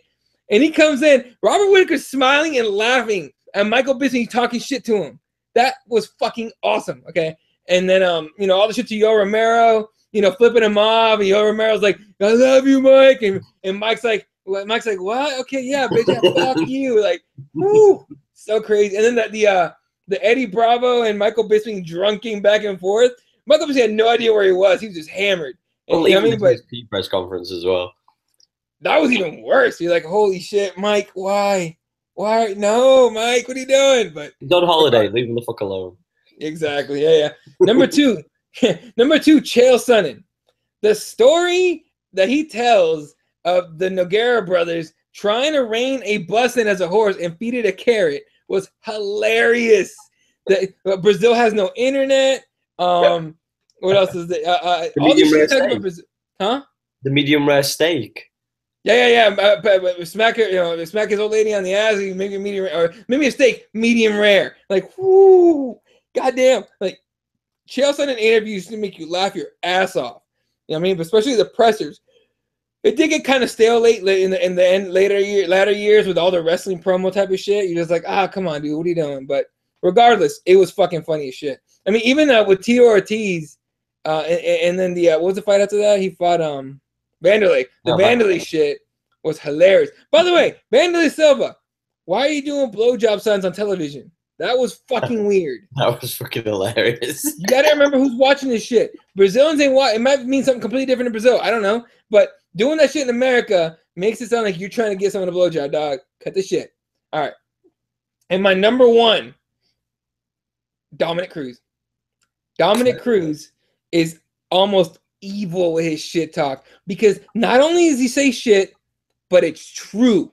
He talks truth, trash talk.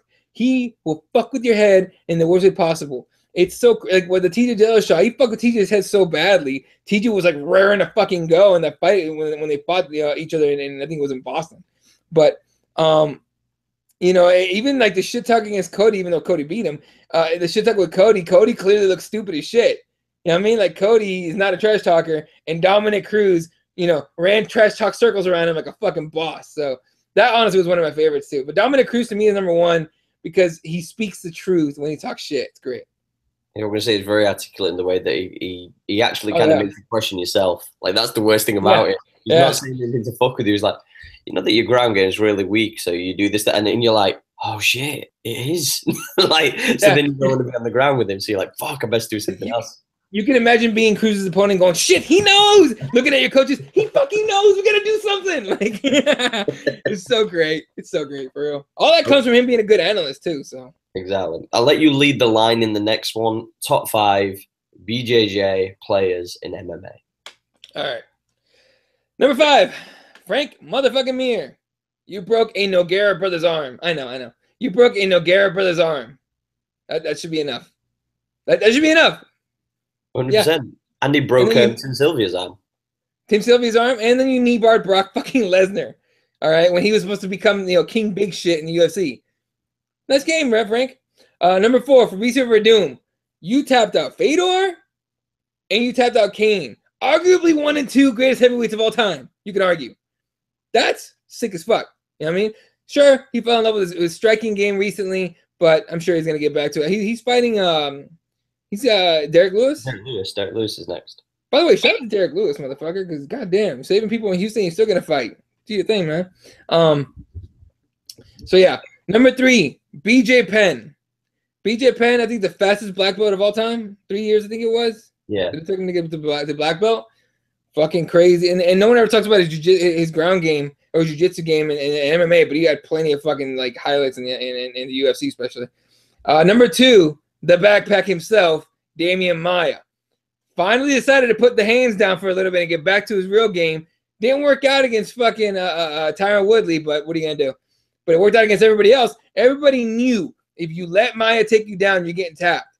And it worked perfectly until fucking Tyron Woodley. So, to me, Damian Maia, number 2. And number 1 of all time wasn't MMA, technically. It was Vale Tudo, though. The Vale Tudo years with Rickson Gracie, the greatest jiu-jitsu player of all times. All times. What couldn't this man do? If you haven't watched About 2 to 95, go watch the documentary Choke. Just go watch it, and you'll see why he's the best. That's a fair fucking thing. That's a fair thing. Right. No particular order. I'm going to throw Damian Maia in there because, like you say, human backpack, taking down people like Carlos Condit like they were just babies and they'd never wrestled before in their entire lives and subs them in the first round. You know, Damian Maia is one of the most dangerous guys in, I think he's vastly oversized for the weight category, but he just seems to do the cut quite easily. And the amount of subs, and you know, when I look back at that fight against Gunnar Nelson as well, Gunnar Nelson was revered as this like next guy. He's got like a karate style, but he's heavy with his jiu-jitsu. Gunnar Nelson looked like a white belt. He got manhandled for 3 rounds and bullied. It was painful to watch, even though there was barely any strikes in it. It was just like you were watching, you're like, you know, like when you see somebody get wrestle fucked, you don't really, I don't think people really recognize what they're seeing when people get wrestle fucked. No, they don't. When you see somebody get jiu-jitsu fucked, that's when you've got a problem, because they're literally getting maneuvered and manipulated and swept and tricked into little pockets and little movements that they can capitalize on. And Damian Maia made Gunnar Nelson look like an absolute fool during that fight. And amateur. And Gunnar Nelson's a really slick ground game player. So, so Damian Maia, I'm going to throw Royce Gracie in because... Okay, I'll tell you the difference between a wrestle fuck and a jiu-jitsu fuck. Wrestle fuck is like a bear laying on top of you and just not moving and just like occasionally pawing your face, okay? Jiu-jitsu fuck, like Damian Maia, is like an anaconda, little by little, you know, wrapping its body around every vital organ that you fucking have and waiting for just the correct, just little by little, squeezing a little bit more. Every second, just a little more. Nothing too crazy, nothing explosive, but just slinking around your body and just tightening in, like second by second, tightening just a little more until all of a sudden you realize, oh my God, I'm fucked. And then he squeezes his body and crushes everything about inside you. That's where this is jiu-jitsu fucked. Pretty much, yeah. Oh, shit. The next on the list, Royce Gracie. Just because obviously the mass amounts of submissions that he was able to rank up in the early UFC days. Obviously, he was one of the kind of guys that kind of put Brazilian Jiu-Jitsu on the map as far as like to the mainstream audiences. And, you know, that's why now you see Jiu-Jitsu classes and gyms all across the fucking world because, you know, he put it on a center stage and a platform where he was just dominating big guys. Do you know what I mean? It was very weird to see. I remember the first time I'd ever gone back because I used to have to go and get like videos from the video store and whatnot, and it was very difficult to find. Or you'd have to get Martial Arts Illustrated and you just have to order the backlog ones because you just couldn't find them anywhere. And seeing somebody so small in comparison to some of these guys and taking them down and submitting them and it being with quite ease, you know, it was incredible to watch because we'd never seen anything like that. I always find it crazy, even still to this day. Like I've got friends who, even still now, they'll go, "That big guy's gonna win," and I'm like, "Are you sure? You want to put money on that?" yeah. Let's see what's up, Doc. Exactly. It's like there's moments where they're right, but there's moments where they're wrong as well. To put a buzzkill on that with a Gracie killer, I'm gonna say Sakuraba. Oh, one of the best ever. Sakuraba was a beast. If you don't know who Sakuraba is, you need to just slap yourself in the face real quick. Like that. Do that, then look up Sakuraba against Renzo Gracie. Okay, go. Oh, I mean, after the show, go. But Sakuraba's a beast. 19 submissions, I believe, that he ranked up throughout his entire career. Bad motherfucker, man. Beat up Gracie's for fun. You know, tough motherfucker as well. There's certain fights as well where you see some of the fights and you think that he didn't lose, pardon me, as well. You know, there's some sketchy decisions and whatnot. Oh yeah, that was weird. But Sakuraba is one of those guys that I think that to say that he came from a pro wrestling background, he was a tough motherfucker. He was one of the tough guys. And dude, he used to do those dance numbers with the mask on and shit on the way to the fucking ring. It was hilarious shit. But he was such a killer. Not to mention, greatest nickname of all time. The Gracie Hunter was the greatest nickname of all time. It's one of those weird things where, like, for a Japanese guy to be a star as well, he's one of the very few guys from Asia that's been able to make a big name for himself as far as, like, to a mainstream audience as well, not just over that side of the pond as far as yours concerned. Fourth even, should I say, Palhares. Oh, Jesus, scary bastard. That motherfucker, did he lose today, by the way? Do you know? I thought he won today. I thought I saw him. I didn't watch the whole thing.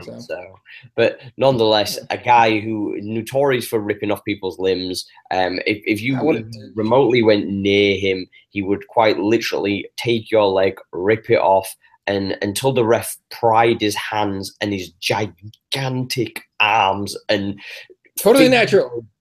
I don't have a fucking clue, but I know he's a little ball of muscle. Like that guy is like, if you could imagine compressing over him into 5'3" and then saying, right, we're going to teach you nothing but jiu-jitsu. Palhares, like nastiest heel hookers ever. And, you know, I think he did. You know what's the crazy thing as well? I was talking about this on Twitter the other day. He's one of those fighters that I think had the potential to be a star, and he had a potential to be a champion. I remember that fight where he was against Henderson, and he didn't do too bad against Henderson. And a lot of people say Henderson is one of the greatest of all time. You know, I know it's MMA math, but I just think that, you know, Palhares, if he'd have gone to maybe a better gym and learned more skills, I think he could have been a better fighter. And, you know, the scary thing is about this guy is he was a one-trick pony. But my God, you could not stop that trick. He was like the Damian Lyle. Good luck stopping that trick, right? Everyone said that about Ronda Rousey. Everyone said that about Ronda Rousey and him. Those are the two biggest names I could think of one-trick ponies. Yeah, have fun stopping that one-trick, bitch. It ain't gonna happen, especially not against Palhares. The thing about Palhares is, like, you know that you're dealing with a person that's not all there, but they're still strong as shit, and they're good at this one thing. This one thing is the one thing that that grabs their focus, and they wrap it around this one thing. They're that good. Yeah, that guy's standing across the cage from you.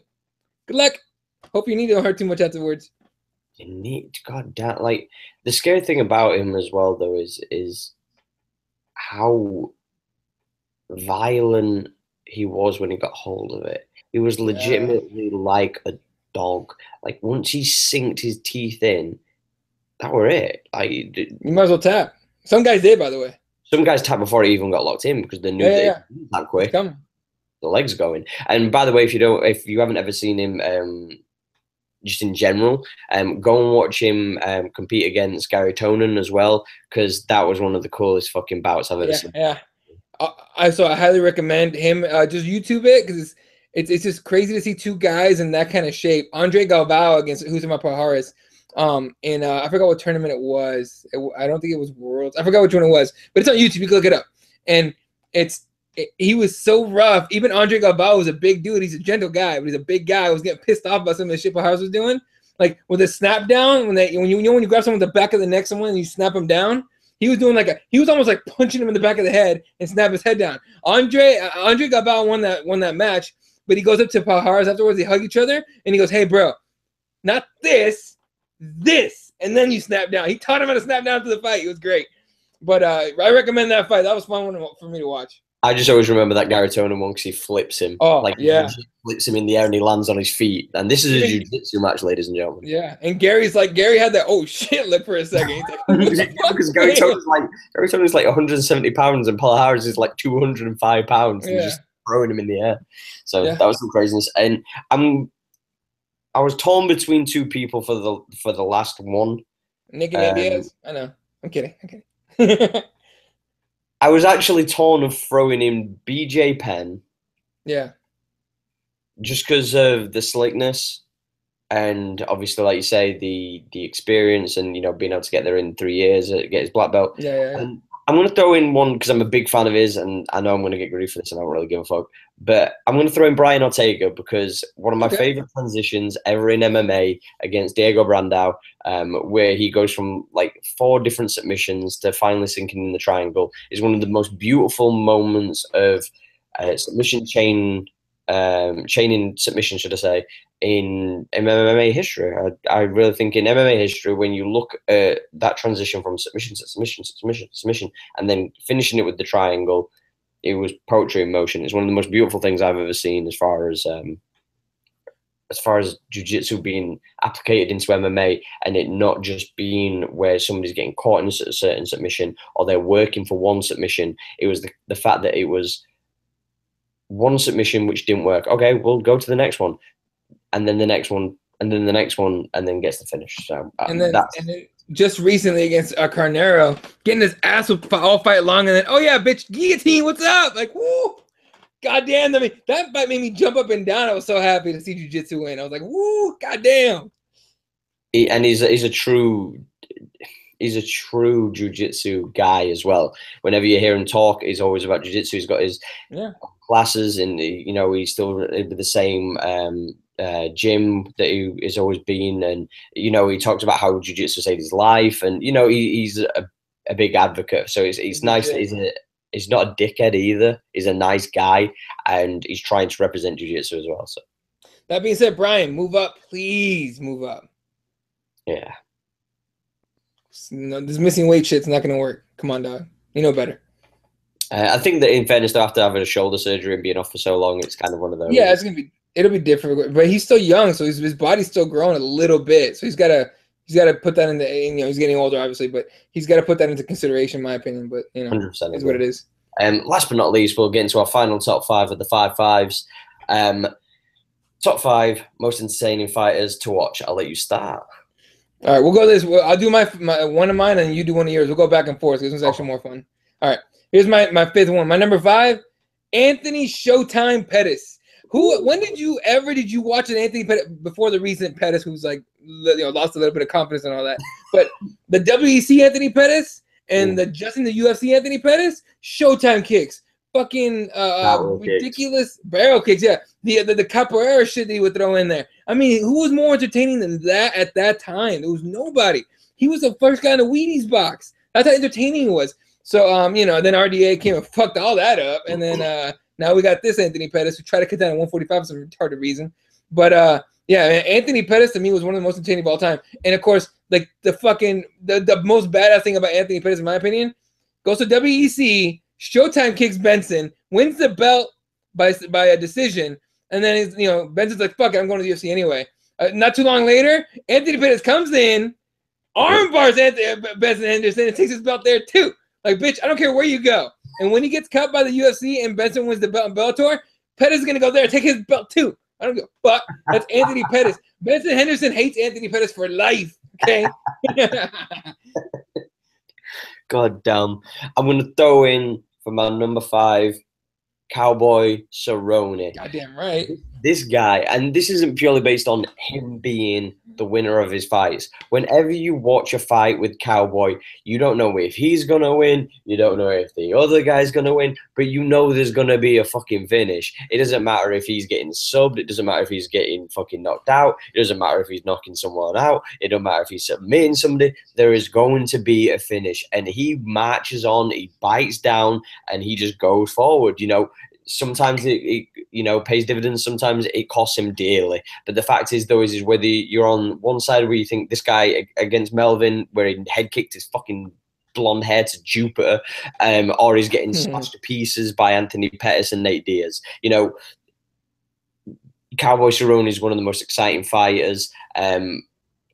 And he's legit a cowboy when he goes in there. He'll take fights on short notice, on like a few weeks' notice. He'll go in there and do long training camps. He doesn't give a fuck. He just wants to fight and make money and snowboard and bullshit. So hey, he's in my number. Yeah, no, for real. And think about Cowboy. He's not afraid. He's not afraid of anybody. And he's always like, yeah, fuck it, bring whoever on. Like, he's that guy. Everyone talks about I'll take whoever the UFC puts in front of me. Cowboy Cerrone will take literally whoever the UFC puts in front of me. He don't give a fuck. All right. Number 4 for me, of course, Nick and Nate Diaz. I mean, come on. Goes in there, calls someone a bitch. Yeah, fuck you. Calls someone a bitch. Stockton slaps. Fucking, again, Nick Diaz taking a nap for Anderson Silva. Nate Diaz fucking slapping Conor McGregor in the face, going, "Ha, I got you, bitch." Fucking, and Conor's, resetting or running, as we like to call it. Running away from Nate. And Nate going, "Oh, you running, bitch." Fucking slapping everything. That's entertaining as fuck, especially for kids that grew up the way, in neighborhoods that I did. that's like one of your guys going in there going, yeah, bitch, I'm better than you, and I'm gonna whoop your ass, and I'm gonna talk to you while I'm doing it, and I'm gonna call you a bitch while I'm doing it. And then one of the greatest moments of all time for like Diaz history to me was Nate, fighting Conor on the cage, and then looking down at fucking John Kavanagh going, fuck you in your game plan, and going back to hitting Conor. That's the shit, dude, for real. But that's my number 4 right there. I'm going on number 4 with Chuck Liddell. Chuck Liddell, one of the most dangerous people in UFC history, had hands and literally one of the best counter strikers. I think is very underrated, and I don't think people really truly appreciate how good he was and how dominant he was and how ferocious he was as well. Especially when he fought against people like Tito Ortiz, Randy Couture. He was a monster against Silva. Let's not forget, I know he beat a non-steroided up, but he also beat Alistair Overeem in Pride. Chuck Liddell had the balls to go, I'll go over and fucking fight in Pride. I don't give a shit. Mm-hmm. So I think Chuck Liddell's definitely top 4. So he's in my number 4. All right. My number 3, the notorious Conor McGregor. If you're a fan of technique, right, and you enjoy watching somebody come in with that aura, that weird, like, I'm coming, bitch, what you gonna do type of like calm demeanor. He goes in there and he's like, not only is he calm, but he's confident as fuck without having to say very much against Jose Aldo. With Aldo looking down at the ground, wondering what the fuck's about to happen, and in 13 seconds he lands the perfect counterpunch. Not to mention going in and out, fucking with Aldo a little bit as far as the timing goes, and landing it. Woo, come on, fucking landing the uppercuts on Nate Diaz in both the first and the second fight. Which in landing, snapping Nate's head back with the way he hits him, like, whoo. But dropping Nate Diaz as well. Dropping Nate Diaz, yeah, no, 3 times in fact, I think in that fight. But at UFC 205 was a favorite one. He fucking surgically picked Eddie Alvarez apart with the perfect combination of strikes, and then finished the fight. I always talk about that gif someone made with him as a Super Saiyan beating the shit out of Eddie Alvarez. Probably my favorite gif of all time because it was perfectly. I mean, that one and the one of Cowboy Cerrone against Rick Story, the way he set up that finish, like, woo, shit. But Conor against Eddie Alvarez, god damn, that was nasty. And to me, that might have been his best showing. I mean, talk 13 seconds all you want to. You can add that up to luck if you want to. You can argue that one if you want all day. You can't argue the Eddie Alvarez finish because that was nasty. Eddie Alvarez coming in and out, getting just every fucking time he comes in, before Eddie even threw a punch, was getting wrecked. And then the finish sequence, just beautiful. So Conor McGregor for me, number 3, and most entertaining to watch. Number 3 for me, Joe Lauzon. Oh hell yeah, dude! Joe Lauzon. I don't think words do this guy justice in the sense that if you've never watched Joe Lauzon fight, you need to. I don't even think we can consider you an MMA fan. We can't be friends. Here's my number. Want to follow me on Twitter, motherfucker. The thing is, though, is the amount of epic fights, whether he either won or lost. This guy, I think isn't he joint with Nate for Fight of the Nights or like for performance bonuses? Yeah, I want to say the number 6 or 7. I don't remember, but my God, you look at a guy who's fought the who's who. He's got a storied career as well.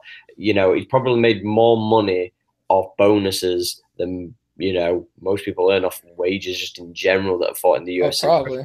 For the tier that he's fought in. He's just a bad motherfucker. Bad motherfucker. So and his ground game's legit. By the way, asshole the other day that told me that Joe Lauzon's ground game is overrated, go fuck yourself. Anyway, someone actually said that to me. I was like, you can literally go fuck yourself, dude. I don't give a shit what you say. In fairness, though, he was talking shit. I will say this on the other day. I saw him talking shit on I think it was on the MMA Hour or something. About what? And that the wages have not got any better, or the MMA hasn't got any more popular or any bigger, and the views aren't changing or anything like that. And Ryan Thomas, our friend, politely corrected him by showing vast amounts of detail of why he was wrong. Get him, Ryan. Get him, boy. All right. What are we at? Number 2. Number 2.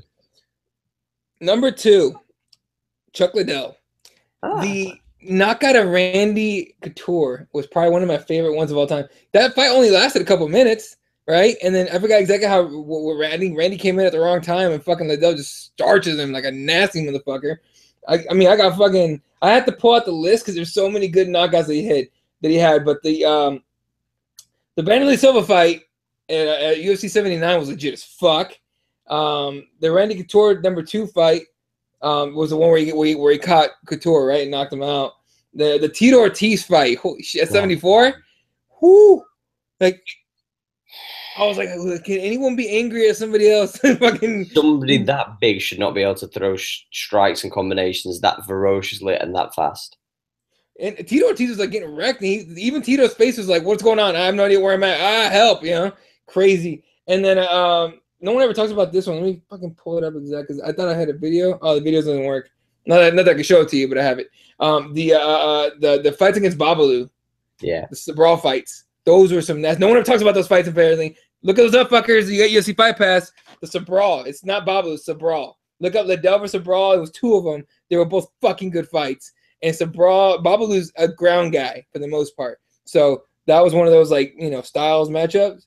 And, you know, crazy shit. All right, it was great fights. But yeah, Chuck it down for me #2. Not to mention, everyone knows the finish. The iconic, you know, just, fucking primal scream at the end of the fight after he wins. You know what I mean? That shit was crazy. So yeah, Chuck it down for me is #2. He was such a rock star. Oh yeah. My #2 is Robbie Lawler. Oh fuck yeah, dude. Robbie Lawler is one of those guys that it's fighting or nothing. Like, you can just tell with this kid that, like, from the moment he stepped in, he was gonna be something. Whether it be a guy who was going to be a gatekeeper or he was going to be a top guy, but it was all or nothing. It was all or nothing. And some of the fights that we've seen him, whether it be the Nick Diaz fight, you go back and watch that fight and you just literally see him get slapped once and then he just literally is like, come on, motherfucker. And then they both start fucking swinging but Nick's just picking him apart and whatnot. Yeah. And then you can even fast forward to, you know, him against Rory McDonald, where... Yeah. Infamous stare down, like you say, with the blood's dripping down both of the faces. And, you know, his fight against Carla's Condit, with both of them are knocking lumps out of each other to the point where after the 5th round, literally there is nothing left in his body and he's just leaning on the cage because he's given everything in that fight. The Hendricks fights, you know, I think that Robbie Lawler is one of those guys that he's a dying breed. I think he's one of those guys that we won't see many of these guys anymore because everybody, I don't like to use the word too technical, but everybody's becoming skilled and they're not fighters, if that makes sense. They're martial artists, they're not fighters. There's very few people, I think, in this next 5 years that we can still say that are fighters. We're going to have people who are mixed martial artists, which isn't a bad thing, but there is moments where we're going to kind of look and we're going to go, oh, can you remember when Robbie Lawler and Rory McDonald and they were just and we're going to miss that, but we're also going to see more technical fights and we're going to see just as many finishes, but it's still one of those ones that I think that you know, throw back. You remember Ty Abbott? Whenever Ty Abbott fought, you're like, oh god, this might as well be a bar fight. Like, I love watching Ty Abbott fight. He's a psycho. He's a psycho. Like, did you ever hear the stories of him, like, the night before and stuff like that? He'd have, like, beers and stuff, and, like, there'd be people talking, and if they said anything, like, nasty about anybody that was to do with the UFC, like, that was just drinking in the bar, he'd stand up and he'd get into, like, 5-man brawls, whoop their ass, pissed out of his face, and then he'd go home, and then the next night he'd fight on a UFC card. Yeah, that guy was fucking nuts. But that was when you could just jump into the UFC as a brawler and actually win. And then you got these technical guys came in and fucked you up, so... But Ty Abbott was fun. And Robbie Lawler is one of those last guys that we have that still does that or can still do that. You know, you say Diego Sanchez is also one of them because he is. Yeah. And Nick Diaz is able to do that as well, but he's a little more tactical with it. Yeah. But yeah, dude, Robbie Lawler, god damn. I still get excited for Robbie Lawler fights. Like still. I just want Robbie Lawler versus Masvidal. Give me Robbie Lawler versus Masvidal. That's all I want. If that fight ever happened, holy shit. They're on the same team, I think, which is No, he left. Robbie Lawler left. Oh, really? Where'd he go? Yeah, Robbie's with Hoof now, I believe. Oh, is it Combat Club? Yeah, I think it is, because I think we looked at this before. Yeah, fuck yeah, Robbie. All right, hey, fuck it. Let's see that fight. They're not friends anymore. Fuck. Exactly. Anyway, So fuck 'em. yeah. We're number one, right? Yeah, you're number one, All bro. right. Number one, Anderson the Spider Silva. We got the same number one. Well, let's talk about it. Fuck it. Anderson Silva, man, I mean, fucking A. When Anderson Silva comes into a fight, or used to come into a fight, it was kind of like, okay, how's he going to beat this guy? Yeah. You know what I mean? It wasn't one of those, oh shit, I wonder what's going to happen. Oh, you know, it wasn't like, oh shit, Eddie Alvarez is wrestling against Conor McGregor. It's going to be kind of weird, right? I mean, who knows? No, it was, how is Anderson going to finish this guy? That's how it used to be until Chris Weidman ended that shit. But the front kick from Anderson Silva to Vitor Belfort, the way he fucking pieced up, you know, Rich and Forrest, just nobody had anything for him until Chris Weidman caught him with a fucking, I think it was like a left hand. And even that was acceptable. That was questionable at times as well. Could be being fair because you're looking like both of those times, and Silva beat himself. Yeah, pretty much. Yeah, so yeah, no one will ever say, you know, no one will ever like, you know, take those fights as they, you know, as Weidman fans take them. But you know, regardless, is what it is. But I think the other thing as well, though, you've got to look at like even the loss against Brisbane. What a fight that was against Brisbane! Like it was insane. I thought Anderson won that shit, man. To be honest with you, I don't think he got dropped 2 times in the first. He lost the fourth. Yeah. He won the third. Yeah. Ultimately, I was glad that Brisbane won because we got to see him against Rockhold next. But yeah, I think the next after that fight. But I thought because I mean he fucking dropped Brisbane with a knee, right? And he was like, he thought the fight was over. And then the rep's like, nah, fight ain't over, dude. You better get your ass down here. Yeah, because he literally drops him and then he turns around. He doesn't try to go in for the finish, and it's like it is what it is at the end of the day. Also, as well, you know, he even tried to get a good fight out of Daniel Cormier in that 200 fight. Like, I don't know what anybody says. Fucking DC tried to coast that fight. He could have tried to put on a show. He didn't want to fucking risk anything, even though there was no title on the line. And the additional thing was, if you remember, right at the end, Silva, I think he caught like a jumping flying knee to the body and he hurt DC, and he tried to swarm on him towards that back end and he just didn't have enough time. And I just looked and I was like, Silva still could have whooped the champion's ass on a fucking 6-day notice. Like, come on. Yeah, dude, that was, and honestly, the fact that he was like a fucking 24-hour notice. I think he just jumped in last second. There was teased like 3 or 4 days worth before because there was. Oh, was there? Yeah. There were talks of it, but nothing was confirmed. But even still, you still got to fly from Brazil. Yeah, he did, right? Hold on, I just gotta send that list you were talking about. Yeah, fucking, that was, I don't know. I thought Silva was like, at times, maybe like once or twice, I was thinking like, is he kind of stalling here a little bit? But regardless, I'm with you. You know, it was kind of a shitty matchup, to be honest with you, though. When I heard it, I was like, it sounds weird and awkward, and I'm like, all right. I guess we'll see this fight. To save the card, weren't it, to be fair? It was not only to save the card, but just to get Daniel Cormier paid. He fucking, you know what we should have done? We should have had Daniel Cormier versus Brock Lesnar at heavyweight. Jesus Christ, you want to kill Daniel Cormier too? What the fuck? Like, maybe. Hey, look, as of right now, until John Jones is proven innocent, Daniel Cormier might be the best light heavyweight of all time. So, get the fuck out! Oh, come on! Get the fuck! Don't do it! Don't tell me, John. Don't tell me. No. Don't tell me that you're not. No, you're not questioning John Jones' entire career now. No. Okay, really? Right. Hear me out, right? Okay. So if we're gonna play this by play, right? So okay. We look at people's careers, storied careers, and stuff like that, right? So okay, Anderson Silva, greatest of all time? Sure, I think so. He got popped for dick pills. True.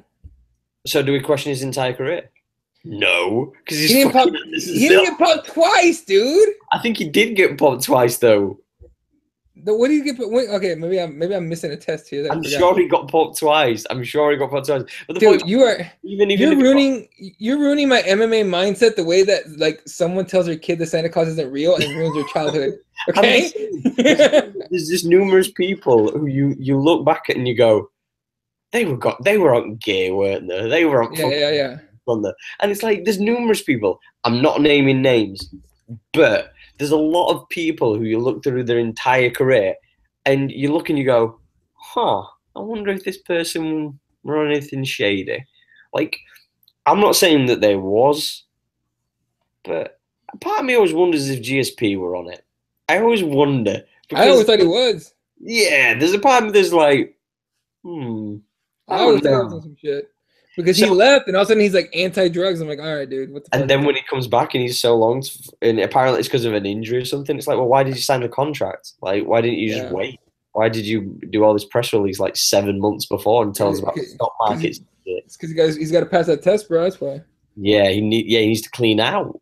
That's what he needs to do. So fuck all that bullshit of questioning John Jones' entire career. Like, get the fuck out of it. I just kind of wonder, man. To me, it's almost like a wonder. Like, I wonder if, if he was cheating his whole career, and if he was, what the main thought of it is. You know what I mean? Like, and I'll throw one last one in there for you. Okay. Fedor's questioning one of me already. I'm just like, no. Here's the thing. Let me bring that back a little bit. Pride, it was almost acceptable, like accepted that you were allowed to use almost, right? And it probably was in the UFC, if we're being completely honest. Yeah, probably until USADA came in and shit. Yeah. Which, by the way, people hate USADA now. You go on Twitter. I love USADA. I think it's the greatest thing that the UFC did. I don't care what anybody says. I don't care about fights being pulled. I don't care about people getting suspended. I don't care about people who didn't bother to check if there was an update. Me being like, I know this sounds super clinical, but if it's your career, go and check the fucking website every so often. Do something. If you're going to use a new supplement, go ahead and Google it on USADA's search to see if it's in there and it's banned. It's your job. It's your livelihood. It's your career. So that's part of your job is to check your shit. But exactly. Yeah. You're responsible for your actions. And if you're not, hey, you've all got managers. You've all got trainers. Most of you have got nutritionists. And if you haven't got a nutritionist, hey, for sure don't trust the guy who's selling meat out the back of a fucking wagon. Right. For sure, let's just try and be a little bit careful when you know you start sitting around ready to pull your dick out at 6 a.m. to take a piss test. Like, come on. Let's just be smart. If I was in the UFC and you started knocking on my door at 6 a.m, I'd open it, I'd be like, how rude, motherfuckers. What are you doing? I'd piss on them. I'd be like, what time is it? Oh, it's 5:30 a.m, so we need to collect the piss test. Okay, zip. Here you go. I'd be a dick. You know who would do that? Guys like Ty Abbott would have done that shit. He'd be like, okay. Hey, trying to catch it and shit in a cup. Fumble that shit. With that same thing said, no, I don't. You can't say that DC is the greatest of all time. That's fair. It's fair. And here's the thing. To be fair, that's not going to be the narrative at all because people don't like DC, so they're never going to give him the credit. You know what I mean? DC. I think the thing is for me is DC has question marks and asterisks against too many fights for me to call him the greatest of all time. So he has 4. Yeah, DC has 4 question marks. DC has question marks. Which ones? I think that he lost the Gustafsson fight. That's fair. I thought so too. He beat Rumble on short notice, and Rumble obviously wasn't prepared for that kind of fighter. So, you take that. You could argue that, yeah. You know what I'm saying? I'm not saying that these some are justifiable, some are not. It is what it is. Right. Also, Rumble already knew that he was retiring in the second fight. I wish he would have kept that to himself. Like, you would have thought, if he would have kept that to himself, I get it. You want to sit in the octagon and get a nice little farewell ovation, right? But I wish he would have kept that to himself because of what he said is why this asterisk is possibly there, right? I wish he would have, he would have thought of it through and be like, look, I'll just say it later on, in the press conference or later on to some, MMA douchebag fuckface.com or whoever the fuck, you know what I mean? Like, just say it to somebody else. I wish he would have done it then, but it happened. So, I can see why that would be that like an asterisk or so. I don't agree with it, but I can see why it would be. And then the last ones is he's been beaten by John Jones twice. Yeah, it's just bad. you gotta, like regardless of anything, whatever people say and stuff like that, he's been beaten twice by John Jones, and it's like whether you think that he was on something or not, the first time he didn't get popped. Yeah. Like he didn't get popped the first time, and USADA was there. And that was a full. That went all 5 rounds, I think, right? Yeah, that went all 5, and it was There was spots where DC looked really good with the uppercuts or the the clinch uppercuts and all that. That was great, and they used those against Gus too pretty well. But yeah, okay. I see what you're saying. I don't agree, but I see what you're saying. Yeah, it's just an opinion. I just think that it just doesn't work for me. I just don't think it works. Like it's like one of those things where when you turn around and go like, how can I put it? Like you look at Conor McGregor. This is why I always use him as an example, because there's so many different opinions. Is Conor McGregor the greatest of all time? Are you asking me? You can. I'm just saying, like I'm posing the question as far as to the world. Okay. It's questionable. Right, like, right. It's very questionable. You know, who else has won 2 belts simultaneously? No one. No. Who's been able to go over and compete in boxing? No one. Like, who's been able to break numerous pay-per-view buys? No one. Like, but does he have a 6-7 title fight reign? No, he doesn't. Nope. He doesn't have one title for defense. Like, he doesn't have one. Has he ever beat like a who's who throughout his entire division? No. But one of the other things I'll pose the question, though, this is one question I wanted to ask you about the whole Conor thing. Like, don't you think that Conor makes divisions more exciting because he poses the question of, ooh, I wonder what it'd be like if that guy fought him? Whereas when he's not in a division, you kind of go, there's some good fighters in that division, but you go, oh, imagine if it had been against Conor. You know what I mean? You mean like the 55 division is right now? Because it was... Look at the 45. Look at the 45. How many fighters, neglecting weight cuts, just talk about like, is if Conor was still capable of getting down to 145, how many good fights are in that division for him? For him, a bunch. In between them, like a couple. Like, you know what I mean? Like, I see what you're saying. Like, especially at like a 55, for example, where everyone's like, oh, fucking, Kevin Lee against Ferguson, weird, but okay. Or Ferguson against Khabib, all right, cool. But let's say no one talks about Kevin Lee against Khabib, and no one's talking about Khabib against Nate. But insert Conor McGregor in there. Hey, I'm off my boxing match. It's coming in. Oh shit, Conor against Khabib. What? Conor against Lee. What? Conor against Ferguson. What? Conor against Nate. What? Yeah, no, I see what you're saying. 100%. That's what I mean. I mean, I give him a lot of credit for being a guy that's not afraid to jump up and down in weight classes. You know what I mean? Like, I could see him fighting Tyron Woodley at 70. You know what I mean? Shit like that. Like I say, I just personally think that, at the end of the day, sometimes it's about perception. We'll never be able to kind of articulate a definitive, this is the list, because this is the beautiful thing about MMA. There's too many question marks. There'll always be question marks. And that is why this sport is arguably the best sport in the world. I already think it is the best sport in the world. You know what I mean? I'm with you on board. I know some people would argue. I'm sure willing to argue. Hey, they can argue all they want about soccer and fucking basketball and fucking football, but nothing puts everything on the line like MMA does. Even boxing doesn't put it on the line like MMA does. So, did you watch that? You watched the card prior to the Conor I did. fight. I occasionally watch boxing. Occasionally, very rarely. I'm not. I fell out of love with boxing a fair few years ago. I was a big fan back in the day. Didn't you think that entire card just sucked? It wasn't good. It wasn't good at all. The what's his name? The Jack fight was I thought he had a good performance. Gervonta Davis is a fucking clown, and I never want to see him again. The other fights were okay. There was one fight where it was like a guy the size of Francis Ngannou against the size of someone like Uriah Hall, I think, size guy, and the little guy won by points. You know what I mean? But it was all right. But no, I'm with you. There's just not the level of excitement, the level of this could legitimately end in any second.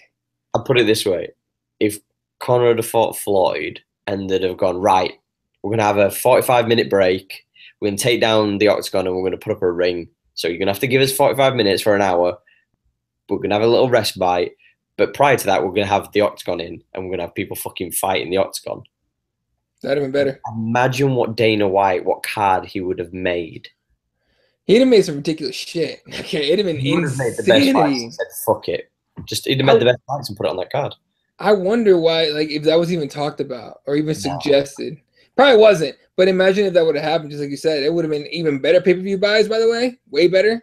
Okay? You'd have talking about 7 million buys, I think. Like, I honestly think that would have been legit. By the way, 6.2 million, holy shit. But 7 million buys would have been like, what the fuck? Like, they fucked around and got a triple-double. Goddamn. You know? So, yeah, no, but I'm with you on that, dude. That would have been a crazier undercard. I would watch the fight with a bunch of MMA fans, right? And there was like 2 or 3 of us that were talking boxing beforehand that actually knew what the fuck we were talking about, you know. And we were entertained for the most part with the undercard. It wasn't. We were talking like, this fight's not great. One guy's clearly better than the other. Like, let's just finish this fight already or whatever. But the rest of the house was MMA fans, and they were bored shitless. I'm not gonna lie. There were moments where me and a couple of friends and whatnot, we were talking about potentially just kind of putting on something else. Yeah, what was it? People started talking about fantasy football at our party, at the party we were at for a little bit. We were about putting the UFC Fight Pass on and just going through some fights. I'm not gonna lie. Wouldn't have been too bad. Wouldn't have been too bad. I'll be honest with you. But I mean, I watched every fight. As far as the main card goes, I didn't make it for the undercard, but the undercard, the prelim. I just think boxing, it needs a. And I know purists and fans will go, I don't understand. But I just think that boxing needs an overhaul. It needs an evolution. It needs a next step. It needs changes. Also, I'll suggest a few. First of all, your press conferences, you fucking assholes. Your press conferences. Oh my God. Stop giving fucking speeches, you old geezer fucks. Cut the shit. I don't give a fuck what Showtime thinks, or what the MGM thinks, or what the mayor of Vegas thinks. Fuck all of you. Eat a dick. All right? Do them like the UFC does. Who's got the first question? Talk shit, talk shit, talk shit. Entertain us. Get the fuck out of Dodge. Get ready for a fight. Okay? That's 1. 2, less fucking rounds, you dicks. All right? 12 rounds was awesome when Tyson ended that shit in 2 or 1.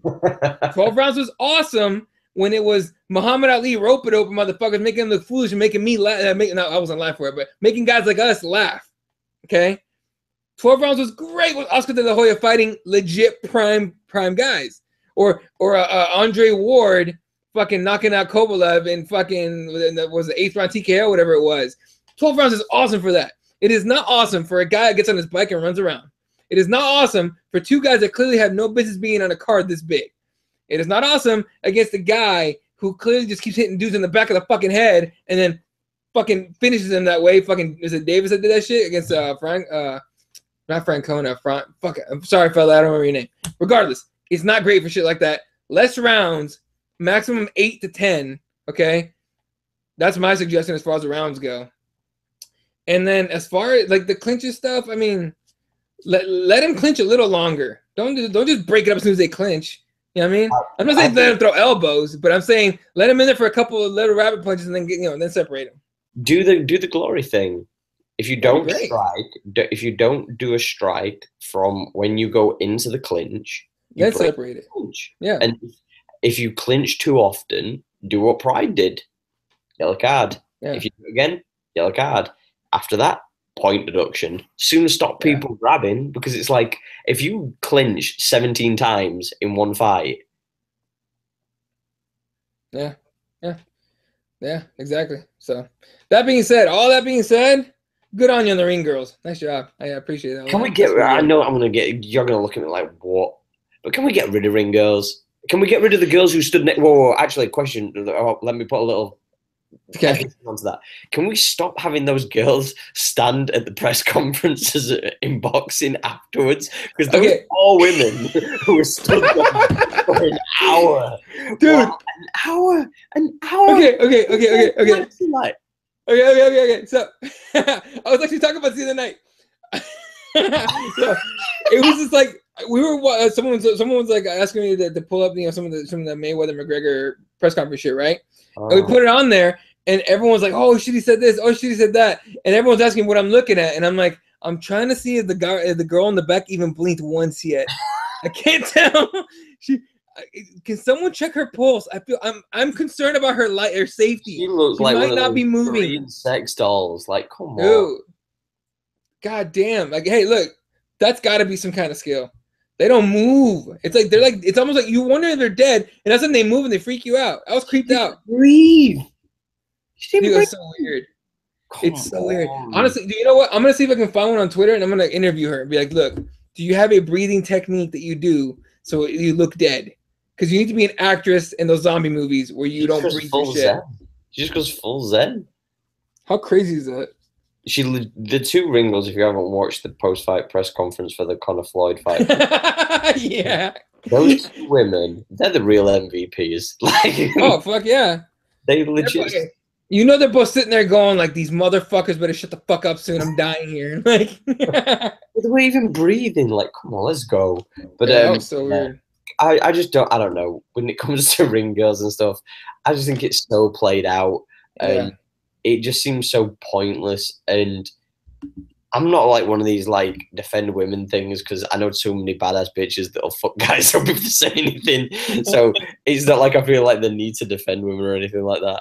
I just think it's so boring and played out. Yeah. And you know what's the worst thing about it as well? And this is just me being me, but it's like, why don't we ever see any tattoo chicks? Like we always see the fake tit, blonde hair, tanned, like ring. Like why can't we? This is 2017. Like.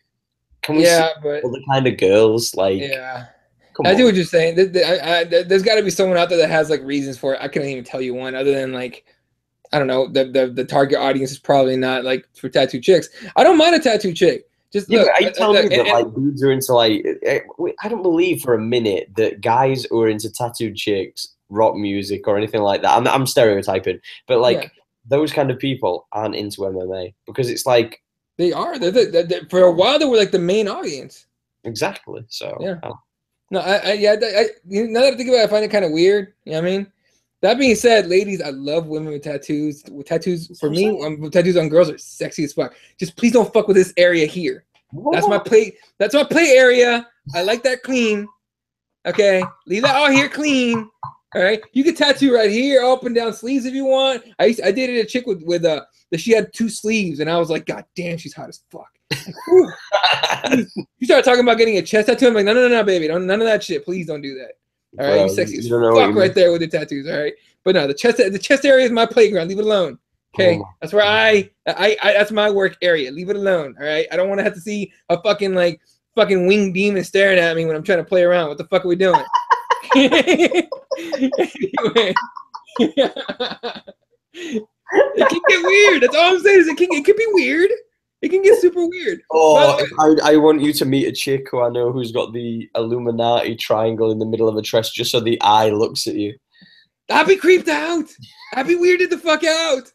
If these fuckers are watching me. I'd be trying to do my business, be like, sometimes I feel like somebody watching me. You know, we've gone on for a long time, and the only person I feel bad for is Lils, because she's got to watch this shit and chop it up.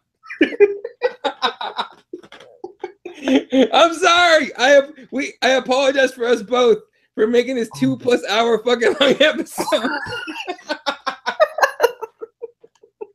God damn it. Oh fuck. Oh, shout out to Lil. She's the real MVP for doing she really is the real MVP, for real. Oh my god. On that note, I'm not even high right now, man. Fuck. Oh bro, all I've had is one Jack Daniel's cider and I just feel so happy. Oh my lord. On that note, ladies and gentlemen, we'll save some stuff for Thursday. We'll be back to break down the UFC 215. It's 215. Sure. 215. This one. The 215 card with Demetrius Johnson and Ray Borg, Amanda Nunes, and what is it? I forgot her name now. Shevchenko. I can't remember her first name. That's eluding me. Oh shit! No, I had it a second ago, legit, and then you said that, and I forgot. Carolina Shevchenko. Carolina, no. No. Holy shit! Yeah, that's really gonna bug us out. Let's find that out for sure. I'm finding out real fast. Hold up. Yeah, fucking. I'm gonna right before it comes up. I'm gonna fucking remember it was. This is one of those moments where it's like this is 20 to 1 in the morning over here. Valentina, god damn it, Valentina, not Carolina. God damn you. My bad. Please don't kill me, Valentina. Yeah, she's badass with a gun. Have you seen her? She's a fucking sniper. What the fuck? I'm not about that life. No, fuck that. But yeah, we'll be breaking down the Valentina Shevchenko, Amanda Nunes, Ray Borg, and Demetrius Johnson, the UFC 215 card. Yeah, I just want to say thank you as well to everybody who tuned in. Make sure that you all like and subscribe to the channel. Leave us a comment. We always appreciate it. And, you know, make sure that you follow myself and Eddie and the Heel Hook Show on Twitter. You can find us on Twitter at the Heel Hook Show. You can also find us on YouTube, which you're obviously already on, so I don't know why the fuck I've said that. But you can also find us on SoundCloud, and you can find us on iTunes, The Heel Hook. Shout out to Genesis Elijah for the new intro as well. Make sure that you follow Genesis Elijah on SoundCloud, Spotify, iTunes, and he's also Genesis Elijah on Twitter also. Yeah, oh, last but not least, thank you everybody for the kind words on Twitter as well for me announcing that I'm going to be a dada, a papi. Yes, so me and Eddie kind of kept that under the radar because Eddie was one of the first people that knew. So yeah. That's still crazy, dude. Like, shit. But yeah, so thank you for everybody who sent their congrats and whatnot. I always appreciate it and whatnot. And so thank you for that. Last but not least, I want to say thank you to our sponsors. Thank you to Bain. Bain is a Jiu-Jitsu athletic apparel. You can find them at bainstore.com. That's BAIN store.com. They ship worldwide. You can get spats, you can get rash guards, you can get hoodies, you can get mugs, you can get all kinds of craziness. And they come out with some really fucking awesome gear, and they also do artwork too. And one of the cool things that I like is all the artwork that they do is literally jiu-jitsu inspired. So go and check them out at bainstore.com, BAIN store.com. Use the code word the heel hook for 10% off your entire order. And last but not least, our dear friends Receptra. Eddie, tell them about Receptra, brother. Tell them about Receptra helping my ass out again. I popped my right knee, fucking tweaked it real nasty. I'm taking Receptra, the pro version right here, ladies and gentlemen. Get yourself some of this shit right here. All right. Check out the heel hook. Get yourself a discount. Get some good shit. Okay. And look, if we're like, I don't bullshit, man. I'm legit. I get banned. I tell Ash all the time off air. I'm like, I get fucked up all the time. Like doing CrossFit and jiu-jitsu, while beneficial, can still be dangerous. So be very smart about it. But I have fucked my back up before and my knee lately, and this stuff has legit helped me get through it. So shout out to Receptra for helping a brother out for sure, 100%. So make sure you check out Receptra Naturals if you're in the States.com, and then ReceptraGlobal.com if you are over this side of the Atlantic, if you're in Europe, and even Australia. I believe they ship to, I'm not sure which one it is for Australia, but it'll be either Receptra Naturals or Receptra Global, and they also do Australia as well, because we had a friend of ours turn around and ask the question as well. So make sure you use the code word the heel hook for your hemp extract and CBD needs. They do tropicas, they do oils, so make sure that you take care of your bodies, guys, and take care of your minds also with Receptra and all their products. Last but not least, make sure you follow me at Twitter, and that is at Ashley Lamprey. That's ASHLEYLAMPREY. I always have to spell it out because otherwise you had to think that out. That was kind of weird. Yeah, it's weird because I don't know why, but whenever I spell something, I say it in a rhythm so that I remember what I'm saying. So I don't know why I do that. But yeah, make sure you follow me at Ashley Lamprey, and you can also find me on Snapchat, just Ash Official. So yeah, where can I find you, Eddie? I'm at Elaw31 on Twitter. CrossmanMMA.com is the site, aka the fucking URL. Sends you right to the YouTube page for the podcast. I gave myself a goal, put out a video every day, and other than weekends. So my Saturday and Sundays are free, and obviously today's a holiday, technically in the States, so I didn't put one out today. But tomorrow, the morning toke will be up by noon, like Pacific time, and then every day I put out a video. So I've been sticking to it pretty well so far. So hopefully I can keep that up. But yeah, definitely follow that on at CrossmanMMA, and Snapchat is at Elaw52. Yeah. There we go. No worries. On that note, guys, thank you again for tuning in. Always appreciate you guys. Please make sure that you leave a like and a comment. Don't forget to subscribe. From me and Eddie, this has been the Heel Hook. Peace out. And a sound.